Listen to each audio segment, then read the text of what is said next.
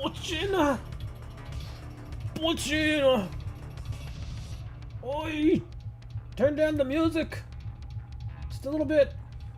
Hi! We're here. We're dogs. I already have to clear my throat. Where's my mute button? Yep, there we are. I need a better mute button. Yeah, I really need a better one. So, yeah. How's it going? Hi. Oh, do we want to play a game today? Okay, sure. Let's play some games. Let's do that. No, don't tell me that. Let's go over here. There we are. Okay, let's full screen this thing. Not over there. Here we go. So, in case you all don't know, oh wow, my music, there we go. Okay, so that's a little better. Okay, so, yeah, the whatchamacallits, yes, a bot. Streaming Elements is a bot. It's fine. But yeah, we have different Pokemon now to raid for the, I guess the weekly raid thing or whatever. Yeah, now we have Grimsnarl and Hatterene. It looks like Blissy's staying here. Blissy's like, I'm staying, I'm not going nowhere. But now we have Hatterene and Grimsnarl, so this should be interesting. And again, keep in mind, the Pokemon that they're putting in these Tera raids, they're very deliberate. Apparently, these particular Pokemon, including the ones we had last week, are supposed to be the better choices to take out the Mewtwo. So that's why we're getting these. And Grimsnarl makes perfect sense because he likes, messing with psychic people. So yeah, that's kind of his thing.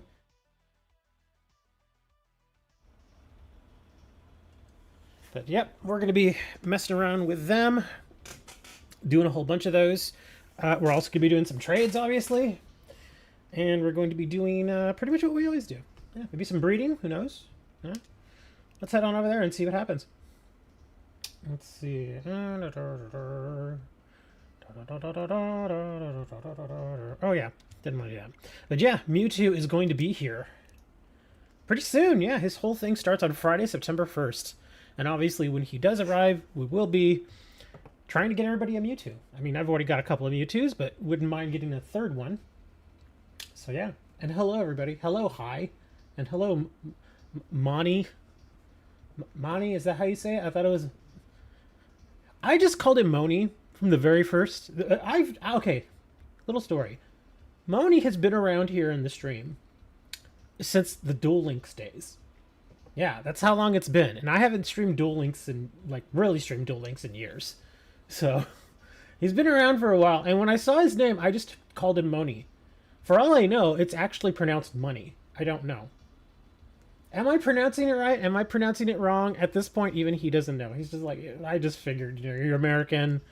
You just kind of say it how you're going to say it. You heard you can't catch the Mewtwo in the raid? What? That doesn't make sense.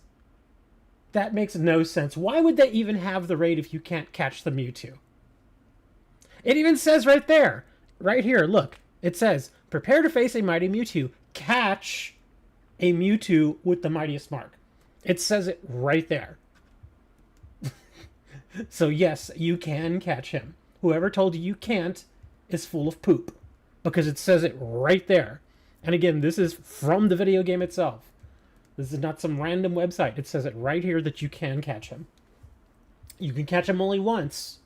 Just like all the other, special Tera raids that they've given us, you can only catch him once. So once you catch him, I think you can go and you can do the raid again, but you won't be able to catch him again. So maybe that's what they were talking about.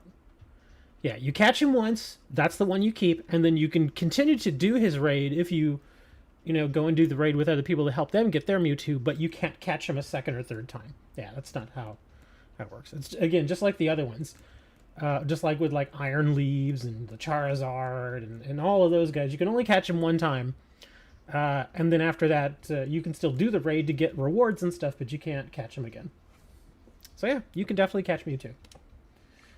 Moni's like, I have no idea either. I forgot, man. I don't even know. I thought Moni was like a nickname or something for you. Is it just like an online name, or is it like an actual like nickname? To be real, my first real Pokemon game was Violet. Oh, so this is still very new for you. Oh, okay. Well, relatively new for you. But yeah, you can definitely catch Mewtwo here. Speaking of which, did you get your Mew? Yeah. In case you still haven't gotten your Mew, they are giving away Mew right now. Yeah, you get a little code here. I think this has the code in it. Let me see. Let me see. Categorization special. To share your special Mew. Okay, well, here's the code. Yeah, get your Mew. There's the mystery gift password there. So yeah, if you've not claimed your free Mew, go grab it. The one that I got was a fighting type, but I don't think that the Tera type really matters because you can just change it anyway. But yeah. So you can still get a free Mew, and I'm still in the process of leveling my Mew. I've already trained him up and everything, but he's still leveling. I mean, it's not like I really need him. This is like my third Mew, but still, it's kind of nice to get a Mew, just because they're so darn useful. It's a shortened nickname for my real name. So your real name is Moniopolis. Well, no, that's Greek. That sounds like a Greek name. Moniferous. Is that a Dutch name? I'm not familiar with Dutch names. I'm sorry. Now I have to look it up. What is a Dutch name? Let me see. List of Dutch names. I gotta look that up. I'm really doing it here. Let's see. List of Dutch. Oops, not ductile names. Dutch. Can't spell names. Let's see. Dean, Julius, Sophia, Lucas, and they seem pretty normal. Well, I say normal like it's like a bad thing. I mean, we use them here in the States as well. I don't mean to say normal. That sounds really bad, doesn't it? Okay, let's forget I said that. Oh, here we go. Here's some that are a little more, I guess, more common over in the Netherlands and not so much here in the States. Let me see. First names for boys. Well, that's for the 1990s. I don't want to see 90s. I want to see now. Common and popular Dutch boy names. Let me see. Well, the ones back in 1990, it says Kevin, Johannes, Jeroem? Jeroem? I don't know if I'm saying that. Jeroen. I don't know if I'm saying that right. Thomas, Tim, Mark, Jan, Jeffrey, Dennis, Michael. Okay. Nothing too... compared to what I know. Nothing too out of the ordinary. Common popular Dutch names as of 2020, they have changed quite a bit. Noah, Sem, Liam, Lucas, Don as in D-A-A-N, not D-O-N, Finn, Levi, Luke, L-U-U-K is how they spell it, Mies, spelled M-E-E-S, and James. Now, those are some very interesting, unique names. A lot of those, like a couple of these I've never even seen before. Like I've obviously we know the name Luke, but I've never seen it spelled this way. Again, spelled L-U-U-K. Mies, I think I've seen that name before. And again, Don, spelled D-A-A-N. That's kind of strange. I wonder if the Don name and the Mies name are sort of related, and there's like a double vowel kind of, double vowel thing going there. I don't know. How is that a short name of your real name? My real name is Ramon. Oh, okay, I see what it is. So, Moni. Okay, so maybe like that. Because here, you can either say Raymond, or you can say Ramon. I actually had an uncle named Ramon. Seriously. He's unfortunately not with us anymore, but, yeah. I had an uncle named, well, you know, again, it depends on how you want to say it. Raymond or Ramon. Ramoni. Oh, so it's Moni. Oh, so I wasn't too far off. Ramoni. So saying Moni was actually not that far off. Hey, look at that. Now I know that all these years I've actually been getting it fairly right. Yes. And just out of curiosity, I'm going to look at the Dutch girl names. Oh, here we go. Traditional Dutch girl names. Maria, Anna, Johanna, Elizabeth, Adriana, Helena, Christina, Lena, Joanna, and Maike. Or Maike. I can't say that. Spelled M-A-A-I-K-E. Okay, enough of the names. Let's actually get back to the game here. We're already going off topic. I'm only like 15 minutes into the stream. He's like, how's this happening? The stream just started. Okay, so we're online now. There's my Mew. See, there he is. He's still getting leveled up. And again, pay no attention to the team. I think, did I finish this guy? Let me see. I was giving him special... Oh, that's right. We already did the special attack. Now I'm getting him speed, I think. What was his speed once? Yeah, he does need a little speed here.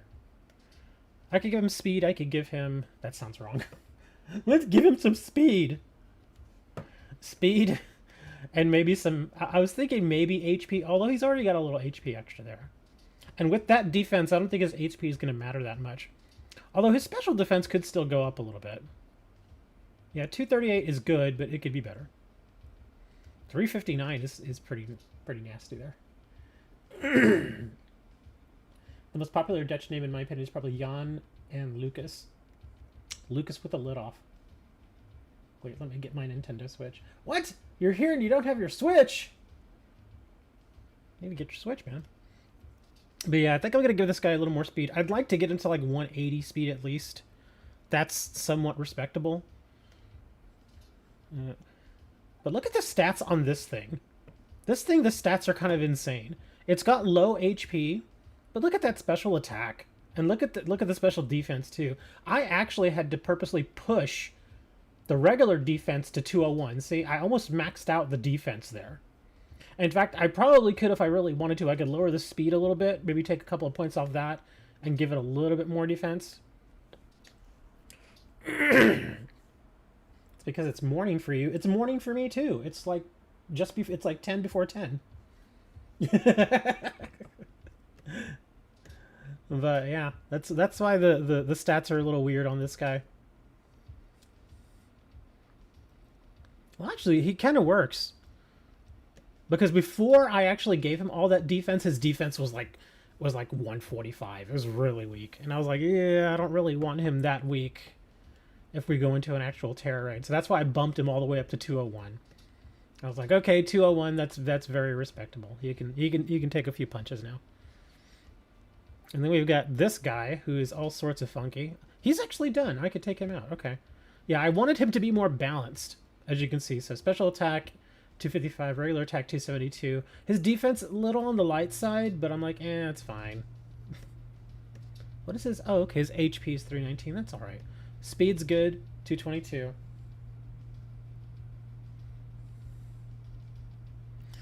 Let me see, what do we got here? Oh, the duck, I don't think I really cared too much about this guy. Yeah, this guy and the skip balloon have basically the exact same stats. Because I didn't even try with them. But here's Mew. This is what I'm doing with Mew.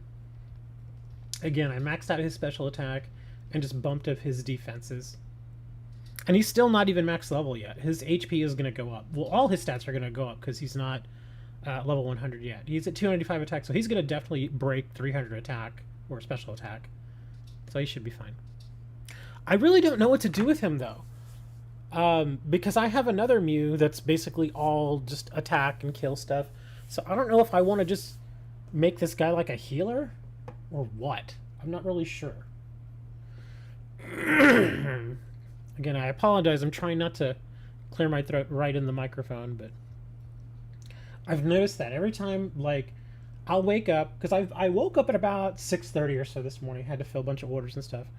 And I noticed, like, every morning without fail, like about 2 hours after I wake up, my throat starts to get a little scratchy, a little itchy, and then I have to start clearing it out. It's almost like there's a whole bunch of phlegm down there that doesn't work its way back up until like 2-3 hours after I wake up. You're not talking about your phlegm, that's growth. Hey man, it's a normal thing, dude. It happens, what can I say?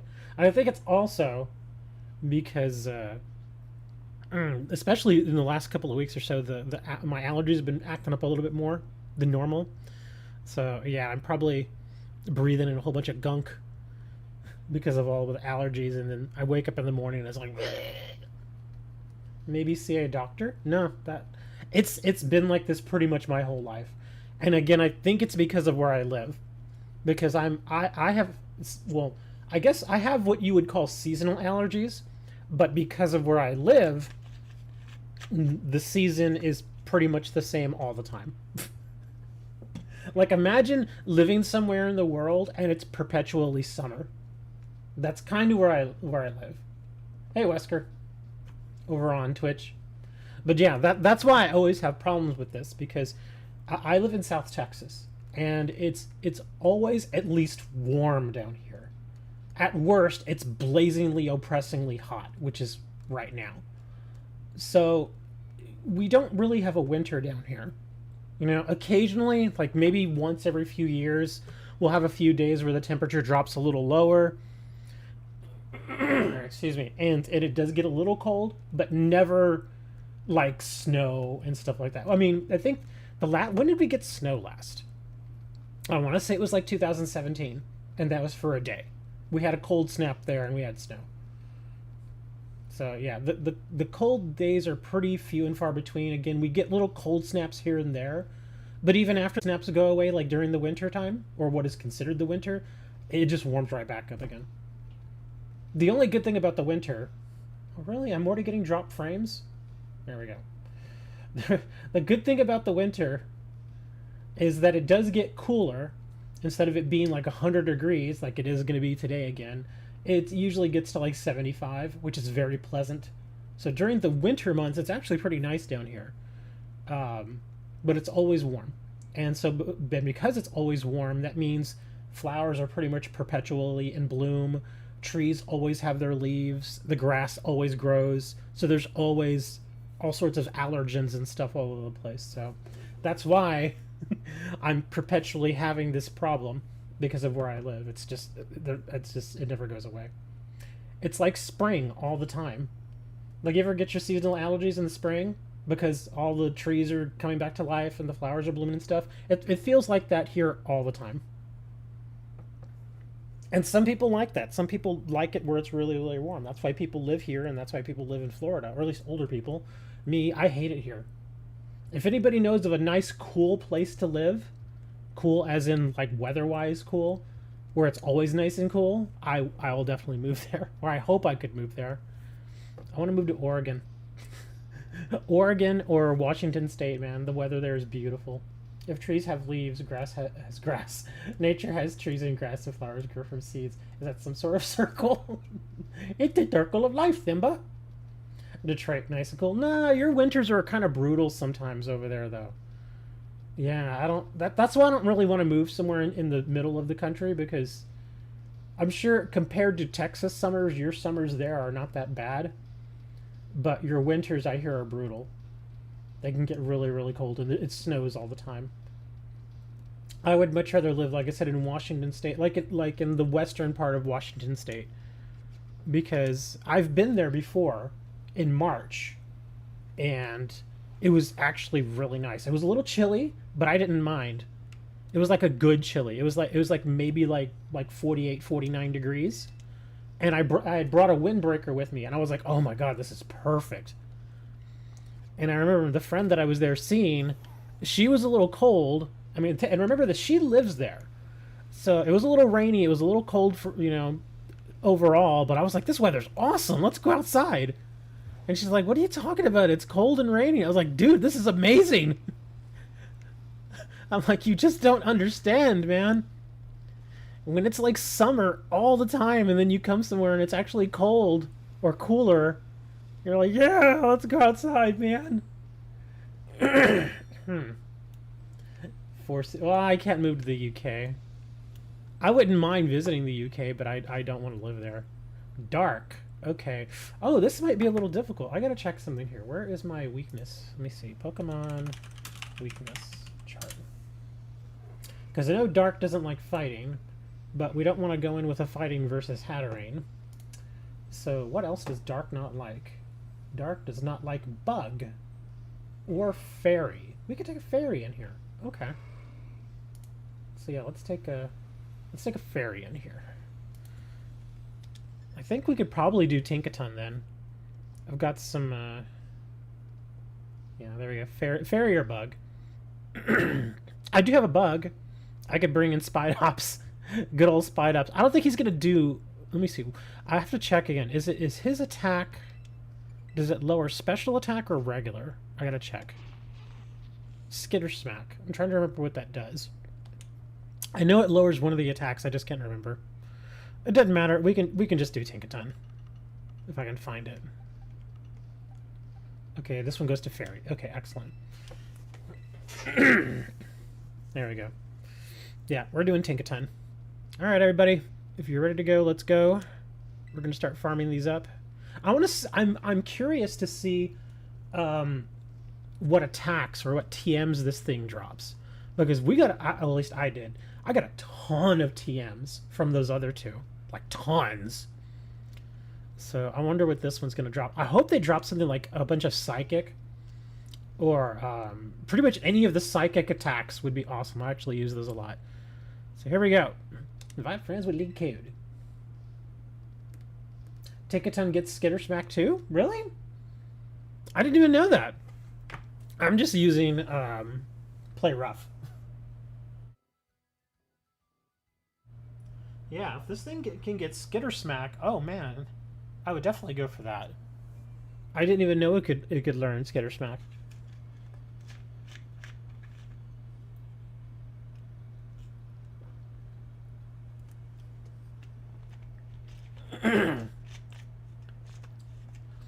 The stream keeps getting tiny freezes.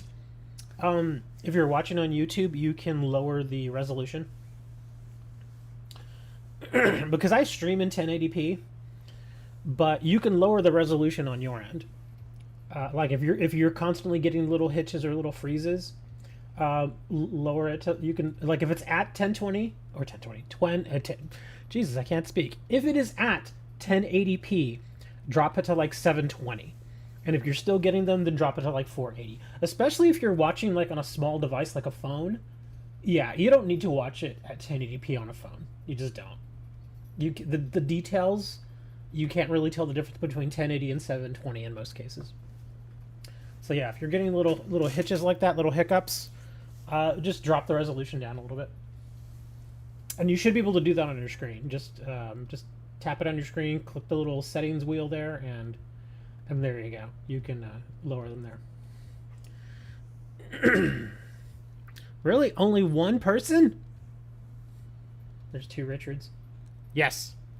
There's me and my twin. What is that picture? Do I even want to know what that picture is, other Richard? Okay, it worked. Okay, yeah. That's what I'm saying. If it defaults to 1080p for you, just drop it down to 720, or even to 480. I wouldn't really recommend 360 or below, because then the picture starts looking really bad. But yeah, 480 I think is the minimum, because 480 is like standard definition. Or is it? No, is it 480 or no? It is 480. Yeah, 480 is like standard definition. I really want that Diancie, other Richard. I'm not asking you to trade it, because I know they're not that easy to come by, but I actually really want one. Oh, I'm sorry, that's Magearna. Oh, okay. I thought it was a Diancie. I also don't... I know, the reason why I even mention it is because I know that particular Pokemon, just from looking at it, I don't have it. And I don't have either Magearna or Diancie. And how do you say that? Do you say Magearna or Magearna? I say Magearna, because there's an A before it. All right, let's go. We're going with 3.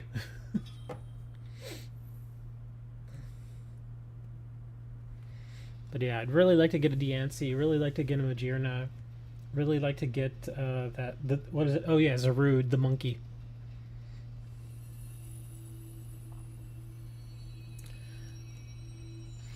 Hey, we're the monkeys. People see we Zarude monkey around. Oh. Is Glastrier alright to bring? The next raid? Well, it depends. Yeah, if you... Let me see. We're going to sword dance a little bit here. Yeah, if we go against something that's weak to ice, then sure. Yeah, I wouldn't necessarily... I mean, Glastrier, at least mine, is pretty darn tanky, so it could probably be fine in most fights, but of course, obviously, if you're facing like a fire Pokemon, you wouldn't, or a fire Tera raid Pokemon, you wouldn't want to bring Glastrier. Yeah, you just make sure it actually makes sense. Duel Links getting Rush Duel added. Yes, Dre, I mentioned that like 2 weeks ago. Yeah, I mentioned that it's supposed to come out like September 7th or something like that.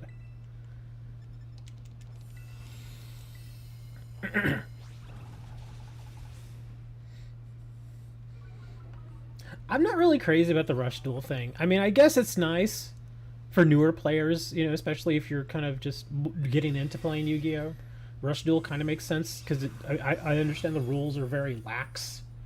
They're not nearly as hardcore as the regular standard game, which, let's face it, current Yu-Gi-Oh! Is pretty darn confusing, especially for new players.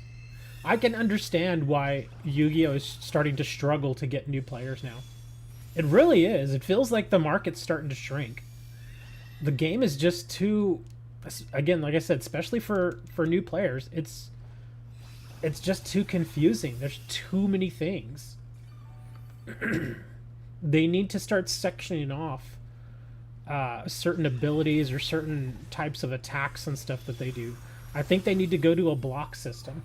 And what I mean by block is sort of similar to what Pokemon does.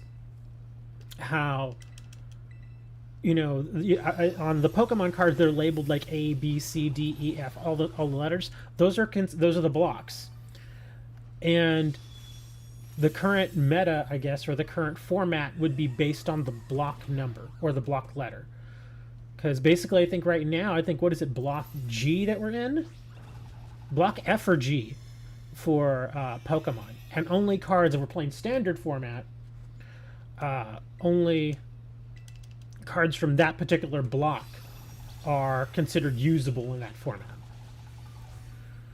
And I think that would possibly help with newer players coming in, because like I said, as it is, it's just there's so many things and so many rules, and it's very difficult to learn the game right now. Come on, let's go to the little catch thing. There we go. Yeah, we got the perfect Pokemon for this raid, so it really wasn't that hard. And Hatterene didn't do much damage to our Tinkatons at all. We took almost no damage. You have a question. I might have an answer.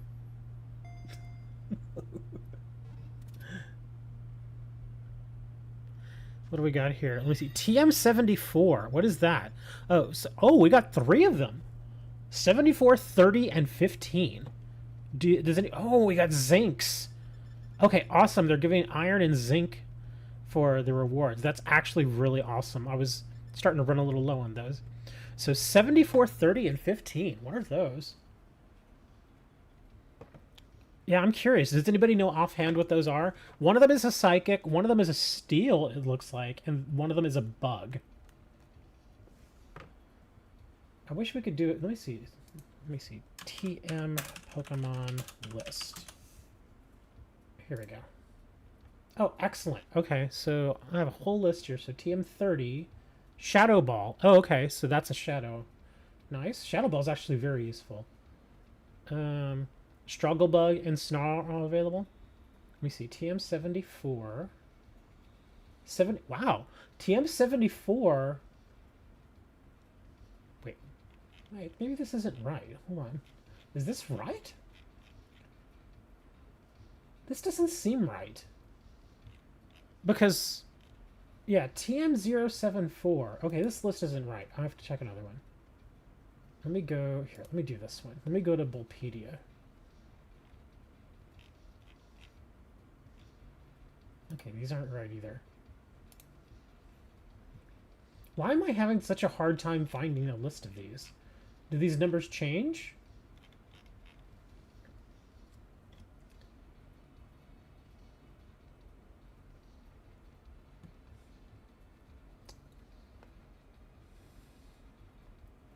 Can I use Rayquaza in Grimsnarl raids?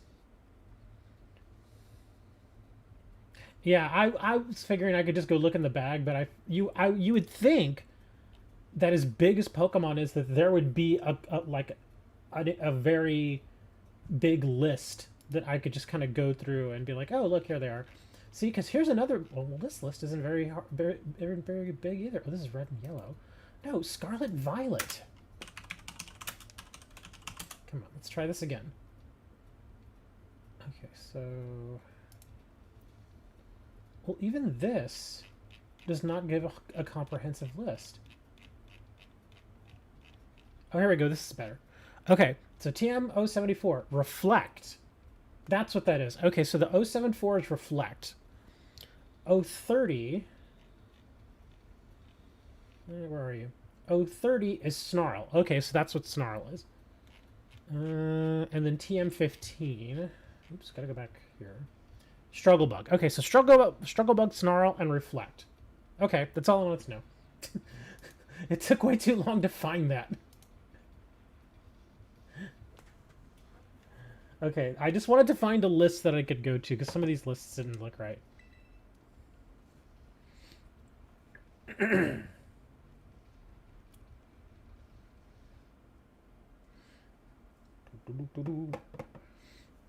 But yeah, kind of to give you an overall answer as far as what Pokemon to bring, as long as the Pokemon makes sense in the particular raid that we're doing, you can bring it. The only thing I ask is that it's level 100 and that you've actually been able to go and give it EV training. Because if you've not done both of those things, then, I mean, technically you could still bring it, but you're probably going to have a hard time. Because obviously if you bring like a level 60 Pokemon to a 5-star raid, it's just not going to be able to have the survivability that you need it to have. Light Screen is the last one available. Well, Light Screen's not bad. Reflect, I don't mind. The Snarl is actually not bad.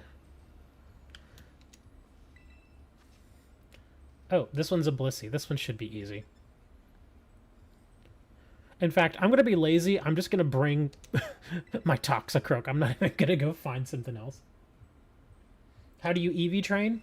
There are two different ways. You can EV train via vitamins, which are like, did you see the zinc and the calciums and stuff that we got out of this raid? Those are vitamins. And you can use those to EV train. Or you can actually just go out and fight Pokemon, like actual battles. I'm not talking like the Let's Go mode where you just kind of send your Pokemon off on the screen. It goes and kills a bunch of random Pokemon. That unfortunately does not give you any EV if you're trying to train. But yeah, you can just go out and have Pokemon battles, and that's a way to EV train now. The thing is, you have to know which particular benefit you're getting from each Pokemon you fight, though. Because if you want, say, if you have a Pokemon and you want to increase, say, its regular attack, not every Pokemon you face is going to provide EV for regular attack. Only specific ones do. The same thing with all the other stuff. Like if you want if you want to give it more speed, certain Pokemon give only speed. If you want to give it special defense and so forth. So you kind of have to know which ones give which. And again, just for me, from being able to go out and do this all, pretty much all the time now, I've gotten to the point where I can kind of pretty much tell you what most Pokemon are going to give you as far as the EV. At least the ones that I farm. Like, for example, Chansey, which is one of the more farmable Pokemon over in Area 0. When you defeat that one, it gives you EV for HP, for your hit points. If you wanted, say, regular attack, you can fight Iron Hands. He gives EV for regular attack. If you want special attack, you can fight the Giraffarigs, again, that are right there in Area 0. In fact, I showed it last week. There's a section there in Area 0 where you can get pretty much, or you can farm pretty much all the various EV that you would ever need. Because all the Pokemon are like right there in one little section. Did some EV training with vitamins. Yeah, that's fine. The only thing I don't like about EV training with vitamins is it can get expensive. Especially if you're going and buying them from the little Chansey shop, which is fine. I mean, if you've got the money and you've got a ton of money, that's fine. But over time, it can get expensive. I personally just don't mind the whole farming aspect of going and just fighting Pokemon. So that's why I don't generally have to really go buy vitamins, although I do like having a stock of them just in case. Oh, you'll go through those vitamins very quickly. Believe me. If you're looking to train up like say 2 or 3 Pokemon at a time, it can very much wipe out all of your vitamins just like that. If you're being lazy and you don't want to go and do the regular EV training, yeah, if you train like 2 or 3 Pokemon, it can wipe all of your vitamins very quickly. Because I think somebody was telling me that they spent per Pokemon, if you were to EV train just using vitamins, it's something like $500,000 in game if you were to buy them. Yeah, he told me that, and he was like, "Yeah, it's like $500,000 every time I want to EV train." And I'm like, "Dude, you don't have to spend that money." And I explained EV training to him, and he was like, "Ah, okay." I was like, "Yeah, if you want to save some of that money, man, just Here, I'm gonna taunt this thing so it doesn't do any of that goofy stuff." There we go. You didn't buy them? Yeah, a lot of times you can avoid not buying them by just again doing raids like this. Or one other way. Oh wow! One other way that you can save money on vitamins if you do decide to spend money on them is check the auctions over at the port. Port Marianata, I think it is. It's over on the west side of the map. Just check those auctions every few hours because they change every few hours. And sometimes they will offer auctions for certain amounts of vitamins. Like they'll offer like 20 calciums or something. And generally, you can get them for less than you would spend at the Chansey vitamin store.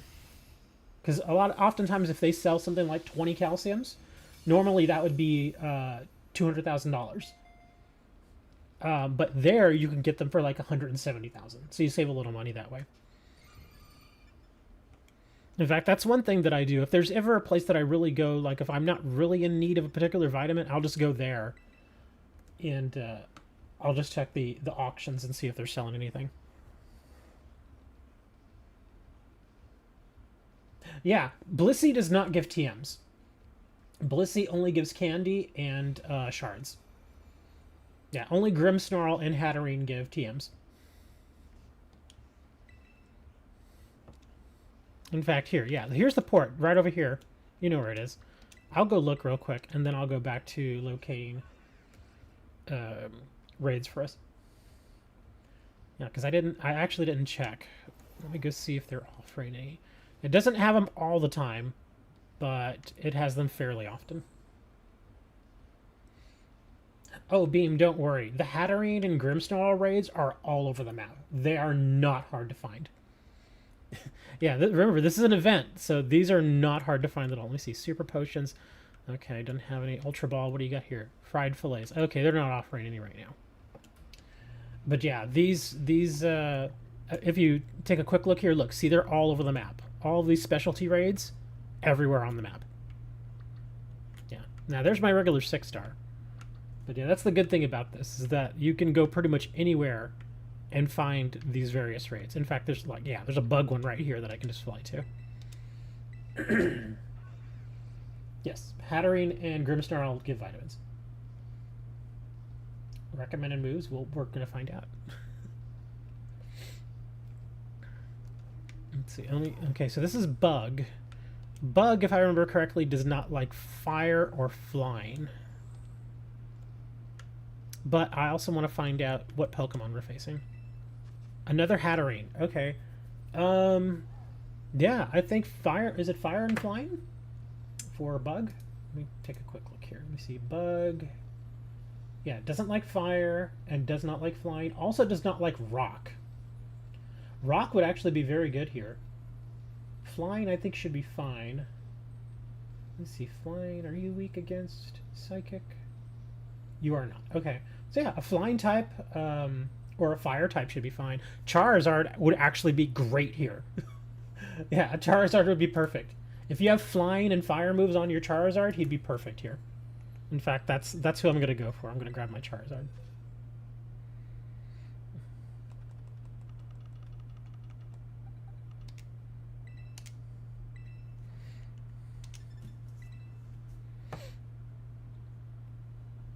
We'll mess with the six stars in a little bit. It's still a little early for that. I want to get a few wins under our belt, and then we can dive into the six stars. And also, I can tell you right now that 6-star Avalugg is gonna suck. he just is. I know you can take a fighting type to defeat. Well, let me see. He's a fighting type, so you could just take a bunch of psychics in there. But he is so darn tanky. I guess if we go in with psychics there, you would want to make sure that they do special attack and not physical attack. Most psychic does do special attack, but there are a few, like Psychic Fangs. That's a regular attack. That Avalugg's regular defense should be really high, but its special defense should be pretty average.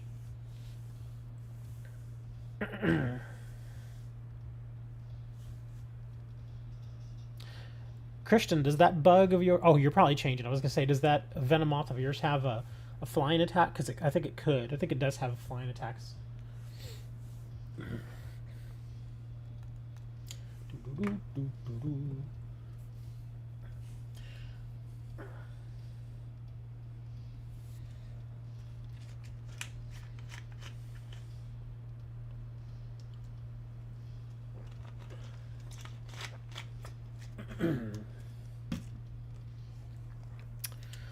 I'll give another... I was about to say, I'll give another 30 seconds or so, see if anybody else jumps in.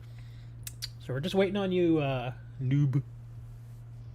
Noob boob. Boob noob. Where is Dre? Is Dre still here? Because I can't tell if Dre's kidding or not, but he keeps talking about how the Lions are going to be 2-0 on the season already. I'm like, dude, the season hasn't even started yet. Recommended moves. For this one, you know, I just thought about that. You know, her special defense is probably going to be kind of high, and she has Calm Mind. I think we could just brute force it, but if anybody has something to lower special defense, that would actually be helpful. I think we'll be okay then. Recommended moves for Hatterene. I mean, it doesn't really matter at this point, but like I said, it changes based on, you know, what Tera type it is. So it's kind of hard to give you a recommendation because it's going to change almost every time. Versus this particular one, like I said, pretty much any fire or flying move is going to hit it really hard. Your Charizard is special attack, so is mine. But yeah, mine's... That's what I was saying. I think we can just brute force this, even though her special defense is kind of high. But that's what I was saying. If anybody has anything to lower its special defense, that would be helpful. I think we'll be okay. We should be okay. Beam, you gotta get in there fast, man. Because usually it's first come, first serve. Air Slash. Oh, wait, my Air Slash... Oh, wait, is Air Slash special? Well, it doesn't matter. I hit her fairly hard. So that's... Oh. Okay, that first Charizard... Oh, okay, I was going to say, you did... Really? You got... Oh, no! Don't do that! Oh, you killed yourself. I guess it doesn't matter. We're going to win, but... I was just saying, don't do the Flare Blitz because you're going to kill yourself. Where is Comrade? I don't know. Kind of surprised because I know he has... Didn't he get Scarlet?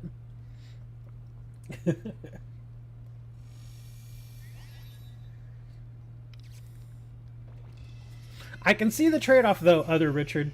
You belly drum and then you just Flare Blitz.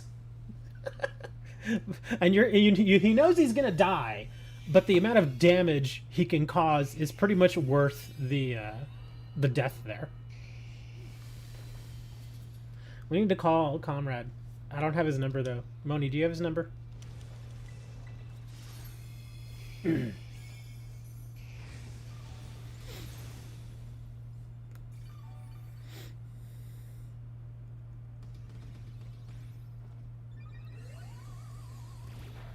Uh-oh, did she charm me? What did you do? There we go, it's dead. Just check the yellow phone book. But he wouldn't be in the yellow pages. Remember, well, at least here in the States, yellow pages are only for business numbers. The white pages are for residential.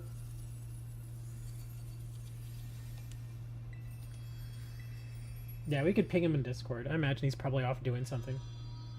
Let me see, because over where he is, it's a little after 6 o'clock. It should be a little after 6 o'clock, so maybe he's having dinner. Yeah, maybe he's going to munch on some dinner and then he'll join us. Let's see what we got here. HP Iron Zinc again. Oh, a Timid Mint that time. And a Gentle Mint. Wow, that's a very good selection of rewards there. I like the mints.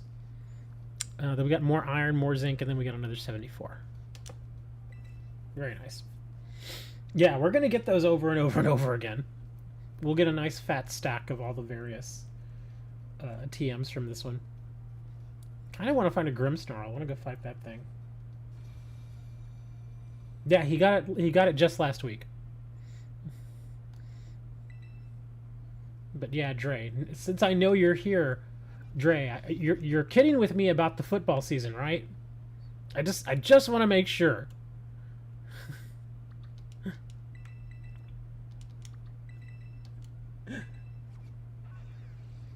Your Charizard would work well for Avalugg. Well, I've only got Air Slash as a flying move, because my fighting moves wouldn't be great versus that, but the flying move would be pretty good. And even then, I don't Tera into flying, I Tera into fire, so I don't know if I would want to bring that Charizard. I have better options for that. I just wanted to get the little extra LP there. Ooh, what's that? Is that... Oh, it's a Kamala.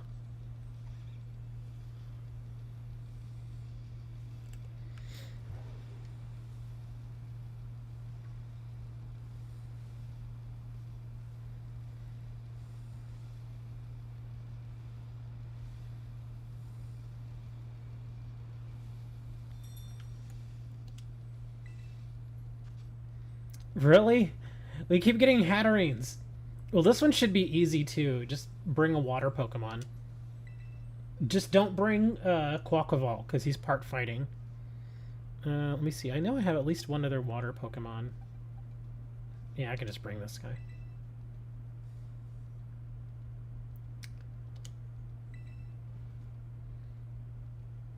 We take preseason wins. Well, don't be down on your team already. The Lions are actually supposed to be pretty good this season. Considering the division that they're in, the only real competition I think that they're going to have to worry about is going to be the Vikings. Yeah, because the Packers are not expected to do all that great. The Bears are going to be average.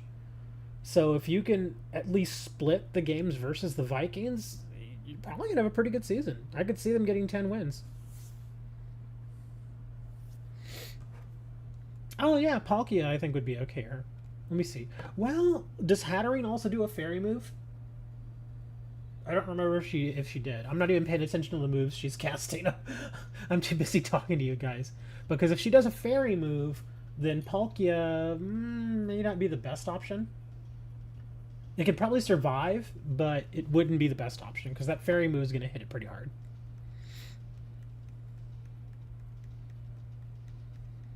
Yeah, because remember, dragons do not like fairy moves.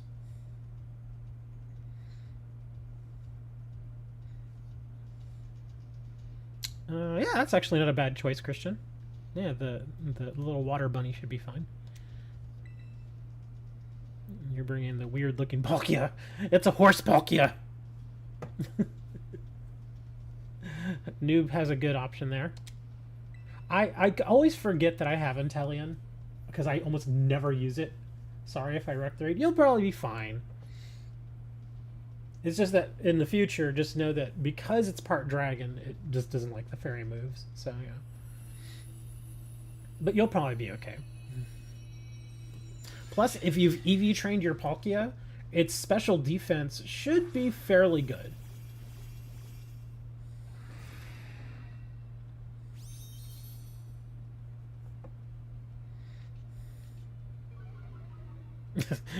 A useless ability right there. Alright, Dragon Dance.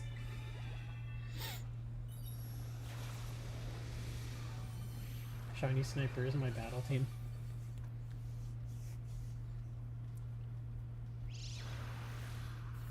You missed out on the raid due to Twitch delay? There's always about usually it's between 4 and 6 seconds. Oh, there's Calm Mind. Uh-oh. Noob is in a bit of trouble there. Can I get my waterfall off? There we go. Bam! Waterfall. But yeah, regardless if it's Twitch or if it's YouTube, there's always about a 3 to 6 second delay. If the delay is higher than that, then something might be going on. But usually that's about it.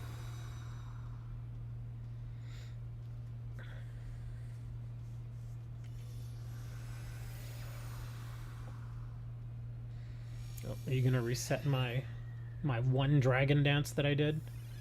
That's psychic terrain.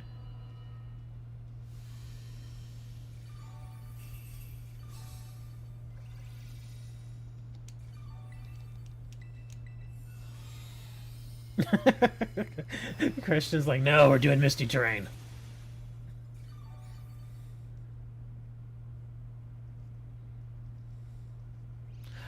Noob, I would say it's probably okay if you die. Just go ahead and attack.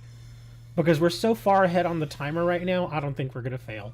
So if you happen to die, Noob, don't worry about it.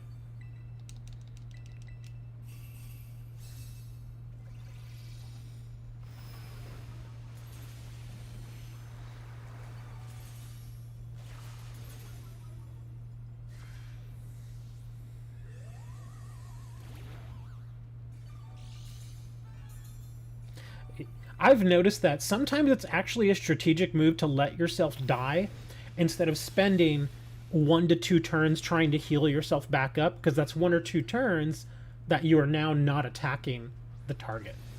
So it's like, well, let's just save the cheers just in case you do need them later, let yourself die, and then just hope that you can finish out the raid before things get really crazy. Now, I wouldn't recommend doing that constantly, because obviously the timer will eventually run out because of the deaths. So, but yeah, come on, guys, hit harder.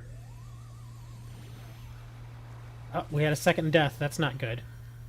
Yeah, that's something I was hoping we wouldn't have to worry about. Now we can't have any more deaths because now we're right up against the timer.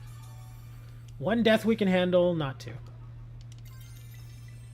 But I should be able to hopefully finish it off here.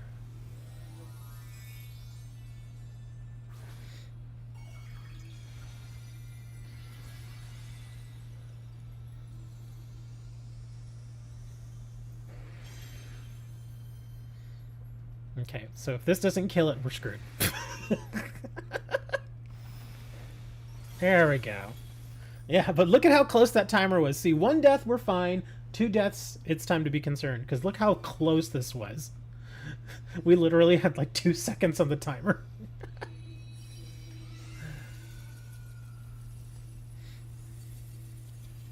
Yeah, that's why I'm saying sometimes a strategic death is okay. An accidental death is usually never good.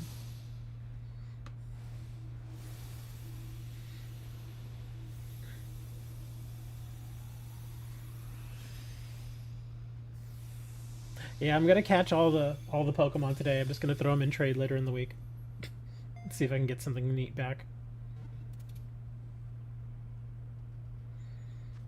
Okay, more of the same. 15, 15, 30. Okay. More Zinks. Hasty Mints. I'm not crazy about the green mints.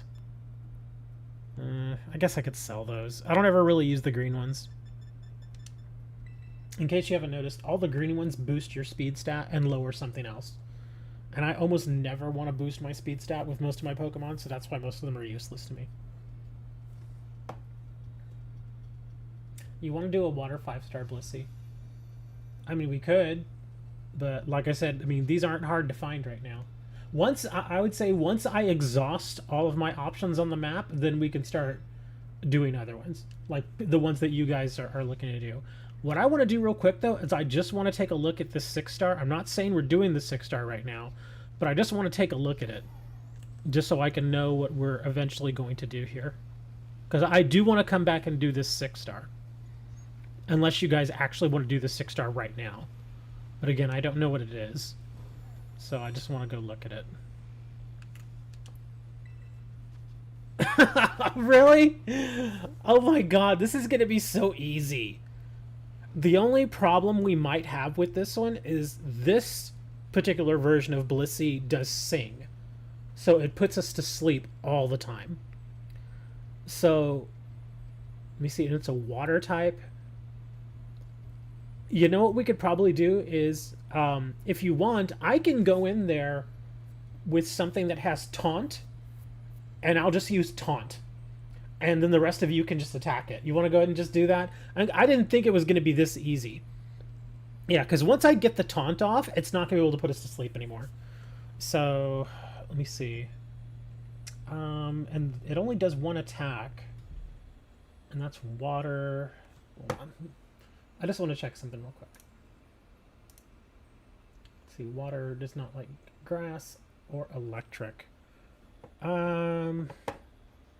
You know, I'm actually not even going to try. Hold on. I'm just going to stick with what I have. I'm going to take this little guy in there because he has taunt. So it's going to be up to you guys to actually win the raid. I'm just going to use taunt so we don't get put to sleep. I'll attack, obviously, but the first thing I'm going to do is taunt. So, yeah. And remember, this is a Blissey, so its regular defense is very low. So bring anything that hits physical damage very hard. Yeah, I know most people would think, oh, Miraidon, but remember, most of Miraidon's big moves do special attack damage, not physical attack. So, yeah, bring something in that can do physical damage. Because, again, water also doesn't like grass. So you can bring something that has, like, a seed bomb. That would hit pretty hard. I think Razor Leaf is another grass move that does really well. Oh, I know what Noob is doing too. Noob is going to bring Electric Punch. So that works too. That's a good option. Christian's option is also good with his Leafian. Yeah, very good. Please nobody join. Beam, believe me, we're going to have a ton of them. we're going to have a ton of options here, so don't worry. If you miss out on a few of these, we can still find ways to get you in eventually.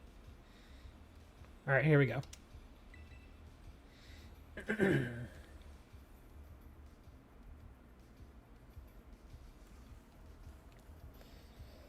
But does your Glastrier have Sword Dance? That's the big one. You absolutely want Sword Dance and Avalanche on your Glastrier. If your Glastrier does not have either of those moves, we immediately need to go put them on.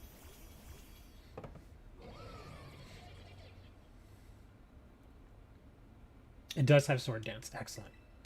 All right, here we go. There's Taunt.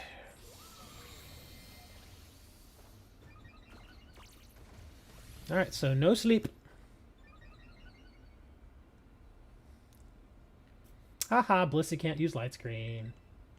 I'm actually going to poison jab it, because why not? Bloop. Let's see, can I poison it? I did! Hey, look at that! I poisoned it, guys! I helped! I contributed! Oh, look at that! Oh my god, that taunt is paying off so much right now. Ooh, that's a big shield. Should be fine, though. Ah, it took off its poison. Can't use defensive curl. I just need to keep track of what turn it is so I can make sure to do the taunt again. But since it has the shield up, I don't remember if I can taunt it when it has its shield up. You guys should be able to kill it by then anyway. Doesn't matter. Other Richard, why do you not have Shell Bell on that thing? You'd be at full health right now if you had Shell Bell. Just saying. I know you probably use another item that makes your punch a little bit harder, but the reason why I prefer Shell Bell over any other item is because I'd much rather not die. Because if you die, then you can't hit that hard, so it doesn't matter. Thunder Punch, there you go. Electric Punch, Thunder Punch, whatever it's called. You have Drain Punch? Oh, okay. I still use, even with my guys that have Drain Punch, I still put a Shell Bell on there. Because Drain Punch isn't always the best option. Alright, let's see. What is she going to give us? Any Mystica, maybe? Hey, look, we got a Mystica. Alright, so we got a Bitter. Health Feathers, a Balm Mushroom. That's the most expensive one. And a Big Mushroom. Well, yeah. You know, beside the Mystica, the rewards are kind of underwhelming. I mean, money-wise, they're fine, I guess. But yeah, besides the Mystica, a little underwhelming. Yeah. Don't worry, Beam. You didn't miss out on much.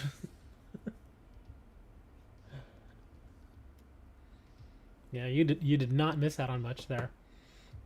And I definitely didn't, you know, because again, I don't use Mystica. They just sit in my bag. I almost never use them.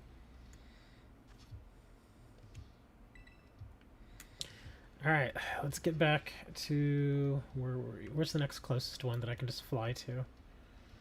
There's a whole bunch of them down here. Here we are.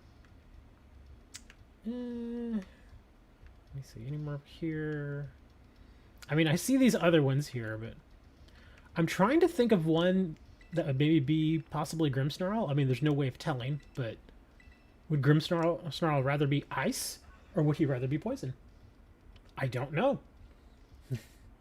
Punching Gloves, Electric Terrain, Boost Spark Drive, and they stack. Yes, I know that. But again, like I had mentioned, I understand why people do that, and that's fine if you want to play yours that way. It's just that I know with my play style, I tend to always make sure that I can survive.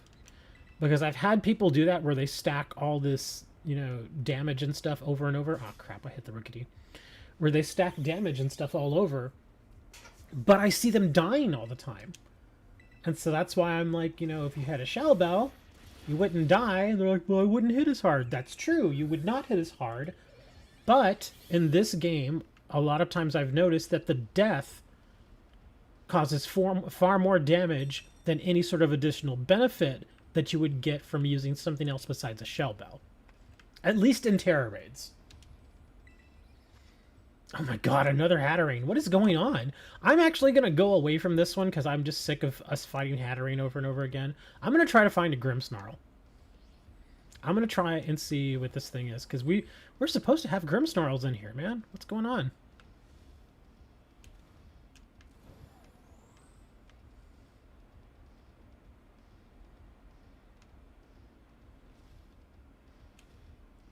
Yeah, let's see what this icy boy is.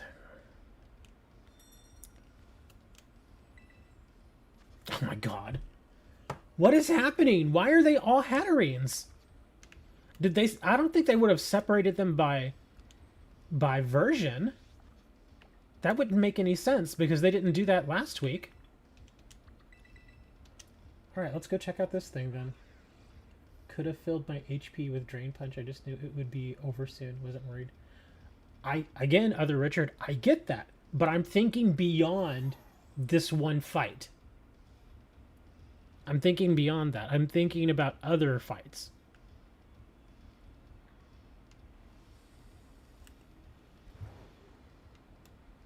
I keep calling him Other Richard. Alright, come on. Be a Grimsnarl. Oh, son of a biscuit. This is getting ridiculous. Why am I getting nothing but Hatterenes? Is it just Hatterene on this side? Well, no, it's not even this side of the map because we were on the other side earlier. Yeah, it's supposed to be both of them. I didn't see anything in the posting that said that they would be separated by game version.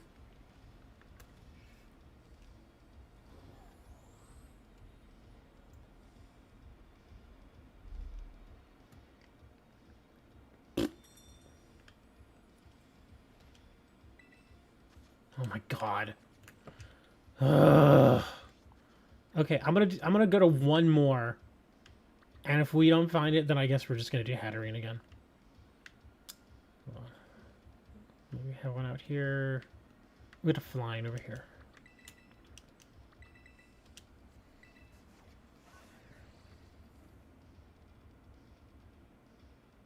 In your 2080, you have an NVIDIA card.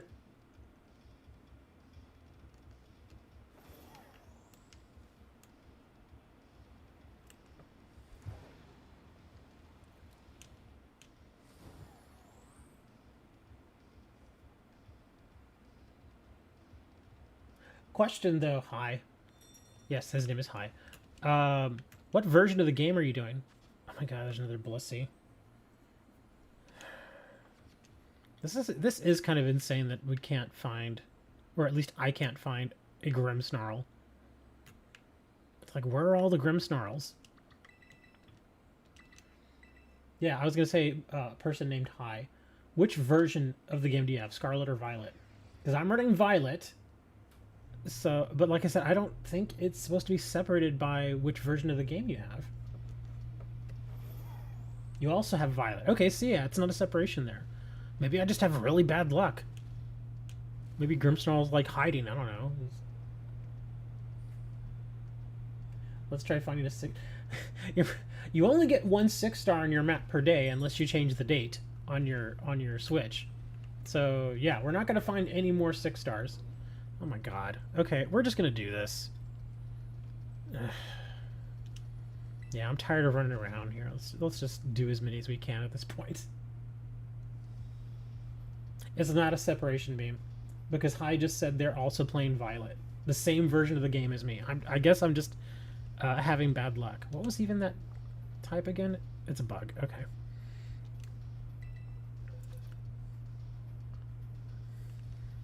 I'm actually going to bring... no, not that one. What attacks this guy? I think this is a physical attacker. Lava Plume, Flamethrower... Oh, he's... Oh, I made him special attack. Oh, that's terrible. Not this guy. I don't think I've actually trained this guy up, but I'm going to use him anyway.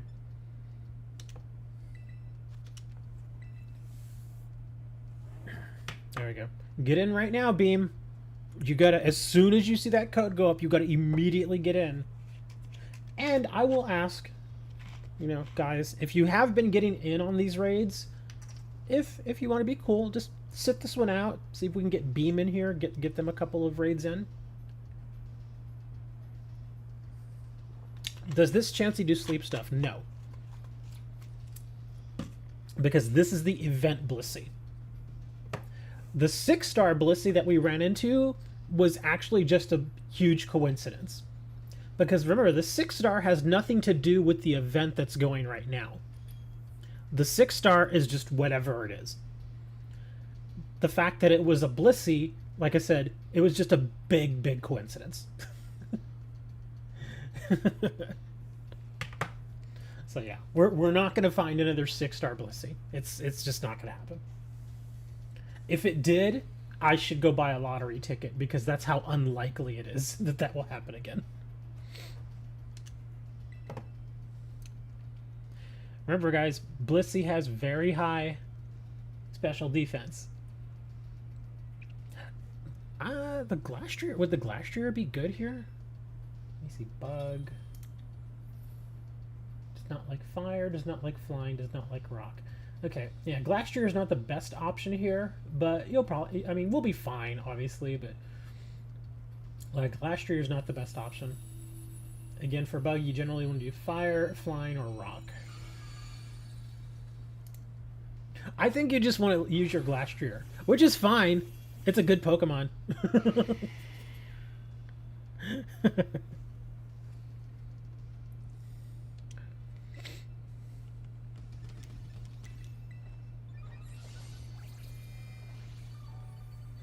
No. I was going to say, don't use Avalanche yet.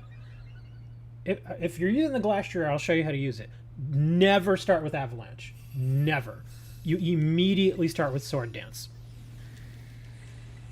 It doesn't matter now, but... Yeah, if you're using Glastrier in virtually any battle, do not start with Avalanche.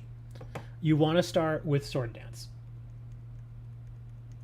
You always start Sword Dance. You want to get at least 2 Sword Dances under your belt. So turn 1, turn 2, Sword Dance. Turn 3, then you can start burning Avalanche.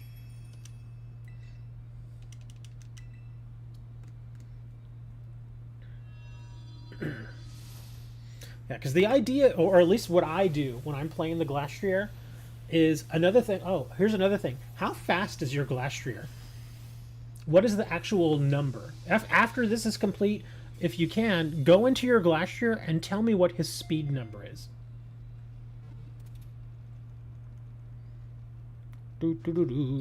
More candies. Oh, that reminds me, I gotta check my candy levels. I might be maxed again. I didn't even... Yeah. Whoever sat that out so Scarlet could get in, thank you. I appreciate that. I like to try to get everybody a chance to at least do a couple of raids with me. Your Glastrier has currently been ridden by Calyrex. Let me check my ice here. But yeah, Beam, go check your speed on that guy. Oh crap! Oh yeah, look at again my candies. I don't really like using the candies either, but I mean, you know, I would actually rather sell these. I'm gonna go sell these real quick. And you're like, well, why don't you just level up your Pokemon? Because I'm in no hurry to level up the Pokemon. I'm just not. Because I'm gonna go and train them for their EV anyway. So using candy on them doesn't really help, at least for me. Still haven't broken out the other Calyrex yet. The Shadow Boy.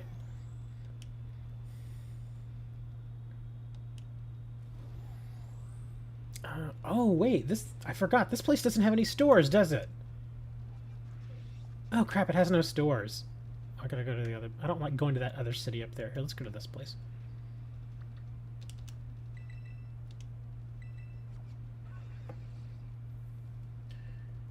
Beam is going into the Glastrier now and looking for the speed stat. Yeah, what is the speed stat? I actually am very curious as to what you have as far as your speed stat for that Glastrier. Trick Room team for doubles. Let's sell.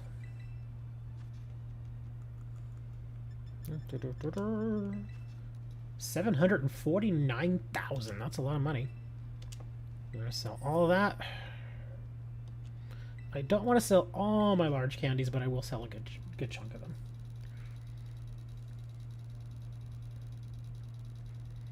Always like to have the large candies around just in case. Like if I needed to speed level a Pokemon or something. Here, we'll do 150. Yes. That's the thing. That's why I was asking. Its speed stat is 86. Okay. Do you have any EV training on the speed stat? Because if you do, I would advise you to unlearn it. Use berries. Yeah, you don't want to raise it. With the Calyrex, you do not want a high speed stat. You want the lowest possible speed stat on your Calyrex as possible. Because that's the way that benefits Avalanche. Because Avalanche, if you get hit first, like in the same turn, if you get hit first and then you're able to get your Avalanche off, the Avalanche hits twice as hard.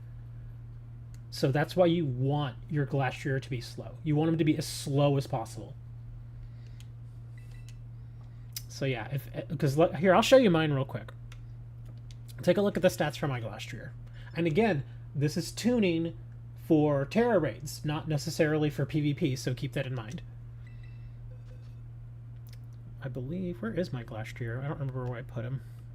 I know he's like here somewhere. Hold on. Oh, there he is. There we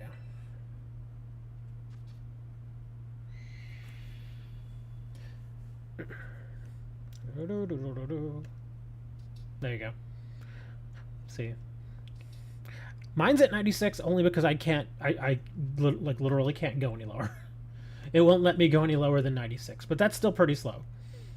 But yeah, I pumped it all into attack, pumped it all into defense and special defense. Well, actually, I didn't do any special defense. Oh, that's right, because I probably didn't need it. Why is the HP so high, though? I don't remember training this for HP. I could actually take some of that out and probably put it over into special defense.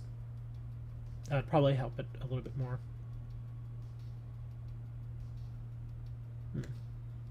Actually, I think I'll eventually do that, but not right now. But yeah, there's all my moves too. Avalanche, Taunt, Mist, Sword Dance. There you go. Can you use a Tomato Berry on Glastrier? Yes. That lowers the speed stat. If you have any EV training in it, you may have to give it several of those. But thankfully, they're not that hard to come by, especially if you go to the auctions. At the auctions, again, every few hours when they change, they have a chance to sell you some of the berries.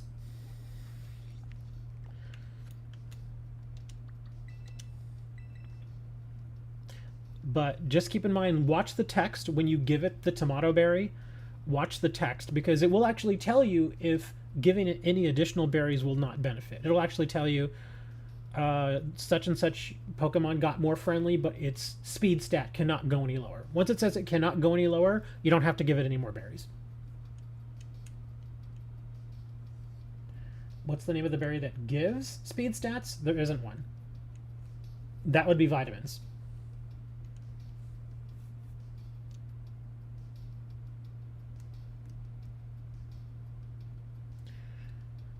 Yes, Richard, we know about the date skip thing. Again, I just do not like screwing with my date on the Switch. I just don't like doing that. If you guys want to do it, again, that's up to you. I just don't like doing it. It feels cheap to me. It feels like, in a way, it feels like you're gaming the system. It feels like, I don't want to say cheesing it, because cheesing it's kind of a different thing. But it just feels like gaming the system, and I just don't really like doing that. Oh my god. We're just gonna have to do all of these raids.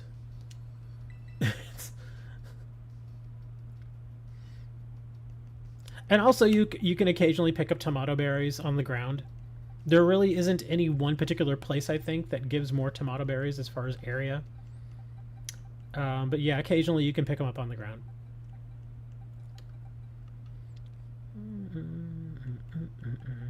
What's I gonna bring? Oh yeah, fairy type.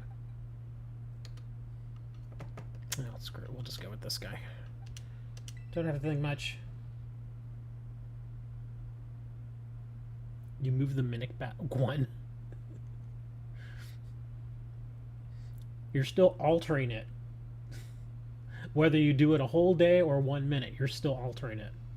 That's basically the same thing.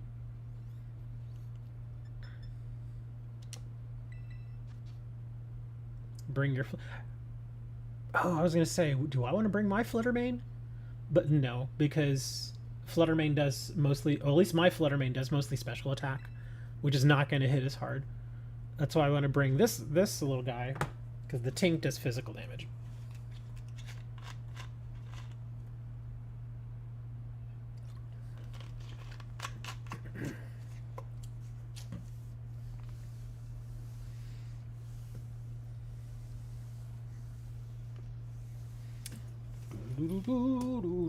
Hey, look at that. Bullet's here.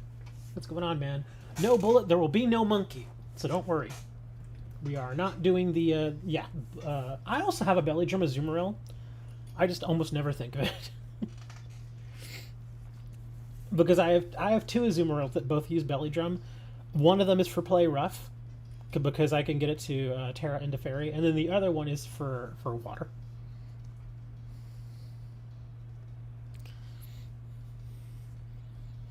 Well, it's like, I don't want the monkey. No, we're not doing monkey. Don't worry. I have the monkey here still, but I promised you I wouldn't use it when I know you're here. So now that you're here, I will not use the monkey. But I will do WoW!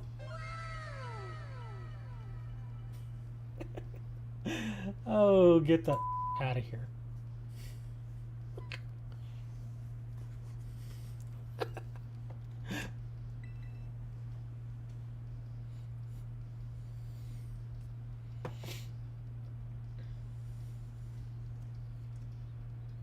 Liquidation, Rain Dance, Belly Drum. Yes, Liquidation. I actually run Liquidation on my Quaquaval. Man, that after a couple of sword dances, that thing hits hard. Electros? Does Electros have a fairy move? Oh, wait. Let me see. Fairy, ice, and dragon. Maybe it has a dragon move. Because I think Electros is one of those weird kind of hybrid sort of Pokemon where it has all these different kind of odd moves that it can use that don't necessarily go with its type. I've noticed that about the Electros. I mean, there's some variety I've noticed pretty much with every Pokemon. But the Electros in particular, I think it can learn, like, at least one of, like, every different type of move. And what I mean by type is, the fairy, dragon, electric, that sort of thing.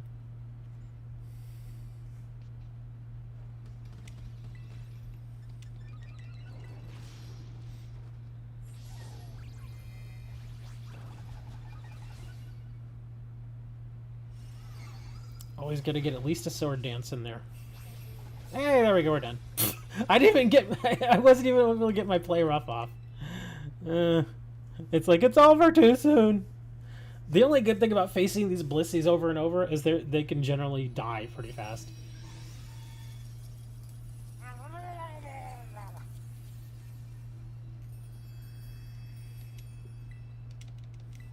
I'm gonna have so many Blissies to trade. It's gonna be insane.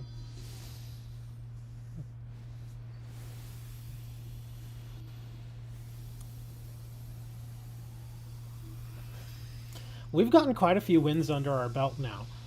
And we've already done my 6-star. I was going to ask, if any of you have your 6-star available, let us know what it is. If it's an interesting one, then we'll probably do it, if it's okay with you. The only bad thing is that when it's one of you providing the code, I'm not guaranteed myself to actually be able to get in the raid. Which is unfortunate, but at least you guys can get a shot at it. But yeah, if any of y'all have an interesting 6-star, let us know which Pokemon it is and what Tera type it is. And we'll see if maybe we want to go and grab it. Because some 6-stars are just painful to do. They're not even fun. They're just like, ugh. They're like slogs. Let's see. Oh, that's right. We already checked these over here. While we're waiting for anybody's input, I'll keep checking. Oh, we got a grass over here. Here, I'll fly over there and see what this grass is. Still haven't found a Grimsnarl. Still have not found a Grimsnarl. That's kind of amazing. Because how many have we done already? How many raids have we done? And still not seen a Grimsnarl. That's kind of nuts.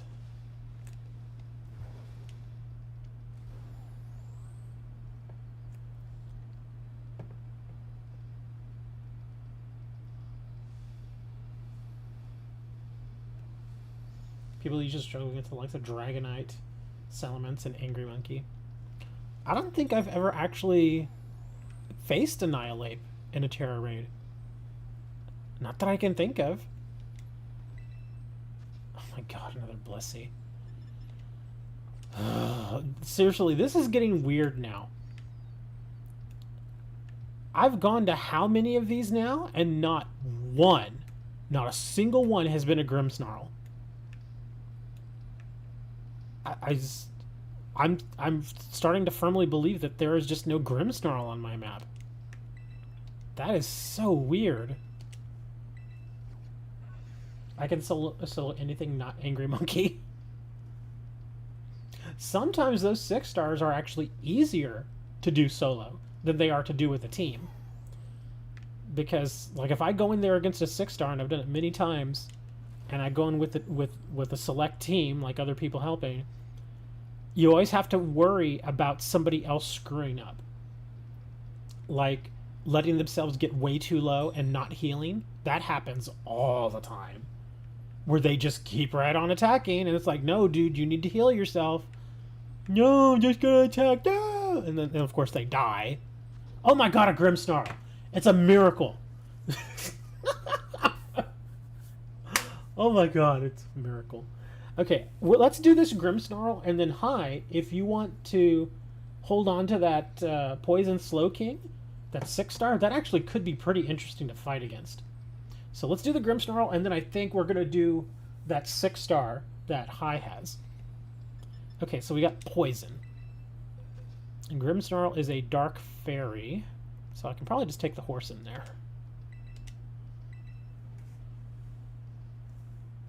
I wouldn't mind having a Hoopa. I actually do not have a Hoopa. I've never played any of the games that Hoopa was in.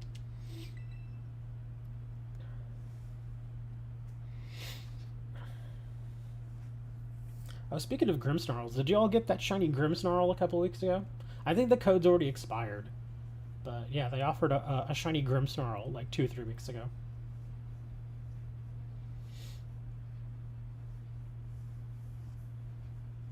Hoopa is the only current mon that learns both Scale Swap and Taunt, not weak to Rage Fist.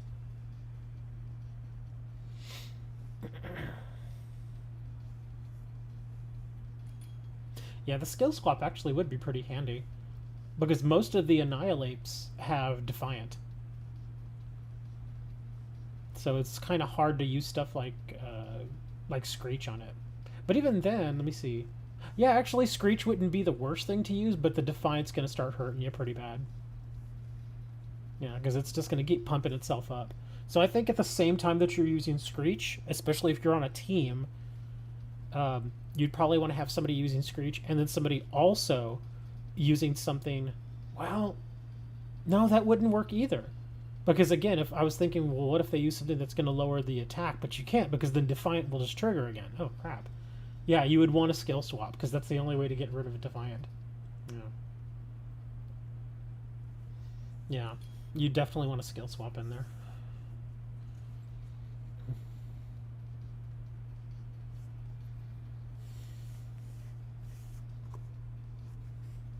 We got room for one more.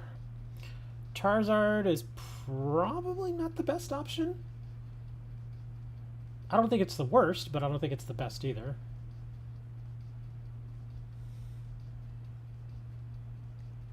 Let me see, because he's flying and fire. Well, let me see, poison. Let me double check.